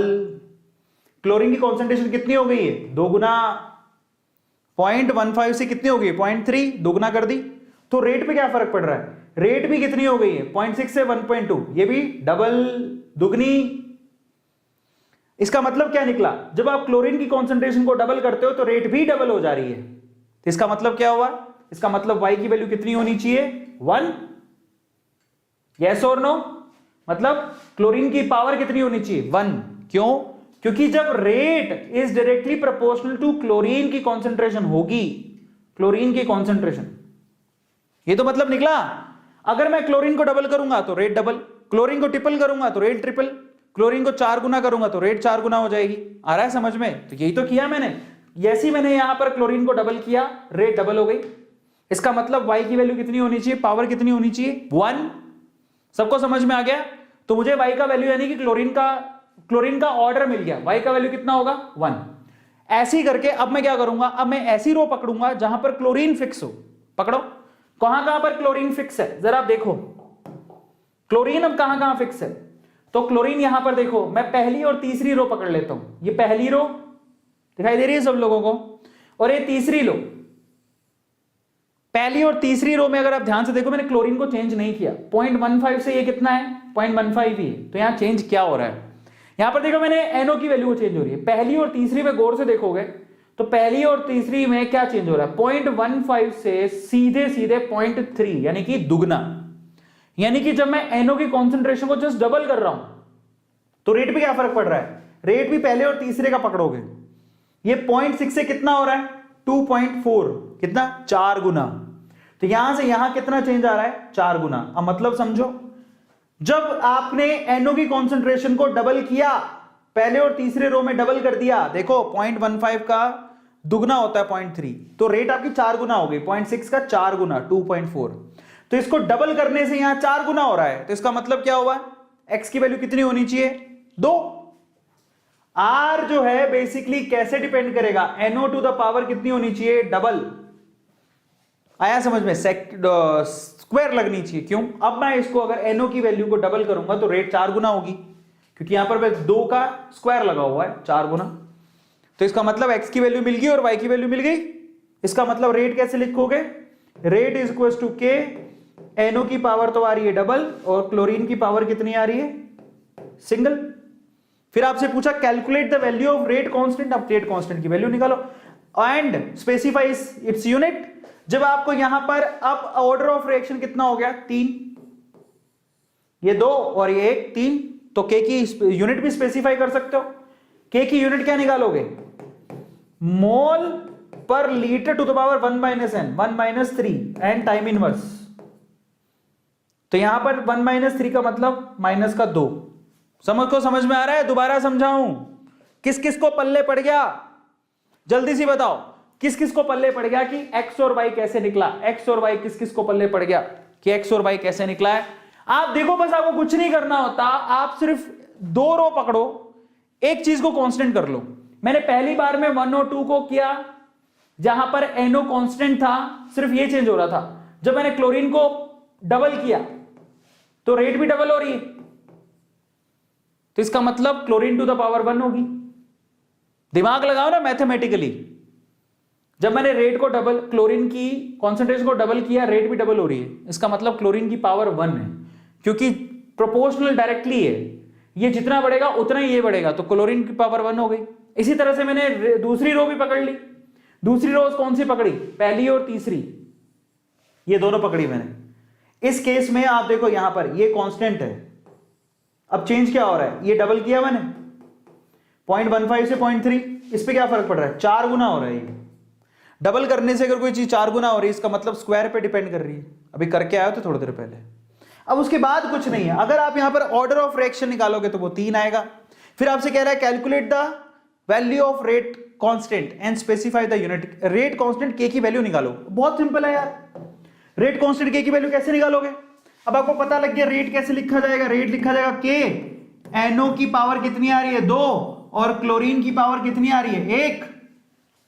तो यहां से कोई भी डब्बा पकड़ लो। अब देखो यहां पर रेट आपको गिवन है, कोई भी एक डब्बा पकड़ लो, के की वैल्यू निकाल लो। ये रेट आपको गिवन है, क्लोरीन की वैल्यू आपको गिवन है, समझ में आता है? और एनओ की वैल्यू भी गिवन है, तो 0.15, 0.15 और 0.6 ये सारी वैल्यू वहां रख दो, के की वैल्यू आ जाएगी। क्या है इसके अंदर? तो अगर के की वैल्यू निकालनी है तो रेट आपकी कितनी है? अगर पहला ही डब्बा पकड़ लेते हो तो रेट की यहां पर देखो, रेट की वैल्यू है 0.6, ठीक है? तो रेट की वैल्यू है 0.6, उसको किससे डिवाइड करना है? एनओ की स्क्वायर। एनओ कितनी है? 0.15, उसकी स्क्वायर, तो 0.15 उसकी स्क्वायर कर दो। फिर क्लोरीन कितना है? 0.15, उसकी स्क्वायर कर दो, के की वैल्यू आ जाएगी 0.15, उसकी पावर 1 ही है, उसकी पावर 1 है ना। ये भी 0.15, ये 0.15, ये 0.6, 0.6 को 0.15 की स्क्वायर करो, 0.15 की पावर 1 लगाओ, ये 0.15 की पावर 3 हो गई, के की वैल्यू निकल गई। अब फाइनली आपसे क्या पूछा है? फाइनली एक लास्ट सवाल और पूछा है। किस किस को समझ में आ गया के कैसे निकालना है? यही था रेट लो, इसी से के निकालना था। फिर उसके बाद आखिरी सवाल पूछा गया है, what is the initial rate of disappearance of chlorine in experiment number 4। Experiment number 4 में आपसे पूछा है यहां पर रेट क्या होगी, इनिशियल रेट ऑफ कॉन्स्टेंट, यहां पर इनिशियल रेट कितनी होगी। जब आप के की वैल्यू निकाल चुके हो तो फिर रेट निकालने में क्या है? जब आपने के की वैल्यू निकाल ली, ये ऊपर के की वैल्यू निकाल ली, तो रेट निकालने में क्या है? अब आपको रेट निकालनी है, के की वैल्यू आपको पता है।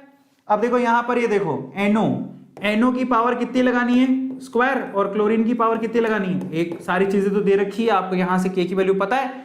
ये देखो, ये एनओ की वैल्यू है, ये क्लोरीन की वैल्यू है, आर की वैल्यू निकालनी है, के की वैल्यू वो निकाल ली तुमने, वो रही के। तो यहां पर आर की वैल्यू कैसे निकलेगी? वो के की वैल्यू यूज करनी है, जो भी आएगी वो, ठीक है। प्लस साथ में एनओ की वैल्यू यहां पर 0.25 दे रखी है, उसकी स्क्वायर करनी है, और क्लोरीन की वैल्यू 0.25 दे रखी है, उसकी पावर 1 लगानी, यहां से आर की वैल्यू आ जाएगी। बहुत आसान क्वेश्चन, अगर आप देखोगे तो दैट्स वेरी इजी। बस आपको खेल खेलना था शुरू वाला। पहला सवाल जो है ना, रेट लो, ये इंटरेस्टिंग और इंपॉर्टेंट है, बाकी कुछ नहीं है सवाल में। जरा आप ध्यान से इसको चेक करना, एक एक चीज को ध्यान से चेक करना। सॉल्यूशन दिखा देता हूं जिससे आपको समझ में आए। तो चलो जरा देखो यहां पर आंसर कैसे निकालोगे। वेयर इज चलो देखो यहां पर आंसर कैसे निकालोगे, ध्यान से देखना इसको। सबसे पहले तो हमको नहीं पता कि एम की वैल्यू कितनी है और एन की वैल्यू कितनी, नहीं पता। मेरा करने का तरीका अलग था, यहां पर अब करने के तरीके बहुत सारे हो सकते हैं। यहां पर एम और एन का वैल्यू नहीं पता, पर आप दो डेटा को कंपेयर करके भी वैल्यू निकाल सकते हो, कोई बड़ी बात नहीं है। आप क्या करो, पहली दो रोज को डिवाइड कर दो, रो 1 एंड रो 2। मैंने भी 2 रो ली थी, याद है आपको, मैंने रो 1 ली थी और रो 2 ली थी। आप इसको डिवाइड करके भी कर सकते हो। रेट को डिवाइड करो, के की वैल्यू तो सिमिलर रहेगी, क्योंकि एक सेम केमिकल रिएक्शन के लिए रेट कांस्टेंट तो कांस्टेंट ही होता है। तो इन्होंने किया कैसे? इन्होंने कुछ नहीं किया यार, जो पीछे डेटा दे रखा है ना, ये एक तरीका भी है निकालने का। देखो आप सिंपली ये भी कर सकते हो, रेट कैसे लिखा जाता है? रेट लिखा जाता है के एनओ टू द पावर, अपने को पता नहीं, एम मान लो, ठीक है, और क्लोरीन टू द पावर पता नहीं, इसको एन मान लो, मान लिया। अब आप देखो रेट की, आपको रेट की वैल्यू दे रखी है, ये रेट की वैल्यू है। दो इक्वेशन लिख लो, पहली लाइन के लिए R1, दूसरी लाइन के लिए R2, दोनों को डिवाइड कर दो, के की वैल्यू तो सिमिलर रहेगी। अब मजे की बात देखो, यहां पर ये भी 0.5 है, ये भी 0.5 है, तो कट गए। मैंने भी वही किया था, ये भी वही कर रहा है, बस इसका तरीका अलग है। ये कट जाएगा, फिर बचेगा सिर्फ ये, रेशो ही तो लिया है और कुछ नहीं लिया। देखो यहां पर जो ये काम कर रहा है वो मैंने भी किया था, पर मैंने दूसरे तरीके से किया था, मतलब काम वही है, बस कान पकड़ने का तरीका अलग है। तो ये रो 1 के लिए, रो 2 के लिए देखो यहां पर ये जस्ट डबल है, ये तो कट गया आपस में, ये कैंसिल हो गया, आ गया समझ में। और ये कितना है, ये भी जस्ट डबल है, ऊपर से नीचे जस्ट डबल है, तो एन की वैल्यू कितनी आ गई 1। वेरी इजी, बहुत इजी है। आ गया समझ में? रो 1 और रो 2 को इसी तरह से मैंने रो 1 और रो 3 लिया था। अगेन अगर आप रो 2 और रो 3 लोगे तब भी काम चल जाएगा। मैंने रो 1 और रो 3 लिया था, तब मैं आप वहां से वो वैल्यू निकाल ली थी मैंने। तो रो 1 और रो 3 लोगे तब आपके पास m की वैल्यू भी आ जाएगी, ऐसे काट के कितनी आएगी 2, हमने भी निकाला था। उसके बाद आपका रेट लो निकल गया। NO की पावर कितनी है 2, क्लोरीन की पावर 1 है। यहां से ऑर्डर ऑफ रिएक्शन कितनी आ रही है 3। फिर उसके बाद कुछ नहीं है। अगले सवाल में तो बेहद आसान था। आपसे अब कहा गया एक्सपेरिमेंट नंबर 1 पकड़ लो। मैंने कहा था ना आपसे, उसे k की वैल्यू निकाल लो। That's very easy. तो यहां से k की वैल्यू निकाली 177.77, ये इसका आंसर आ रहा है k की वैल्यू। जब आपके पास k की वैल्यू निकल गई तो एक्सपेरिमेंट 3 में पकड़ो, ये r है, ये k है, ये NO, r की वैल्यू निकालनी है, k की वैल्यू तुमने पिछले एक्सपेरिमेंट निकाली है, ये वैल्यू दे रखी है, ये वैल्यू दे रखी है 0.25 दे रखी है। 0.25 की स्क्वायर करोगे या 0.25 1 पावर होगी। ये k की वैल्यू तुमने निकाली थी, r की वैल्यू निकल के आ गई। बहुत इजी सवाल है, सिर्फ कैलकुलेशन वाला पार्ट है।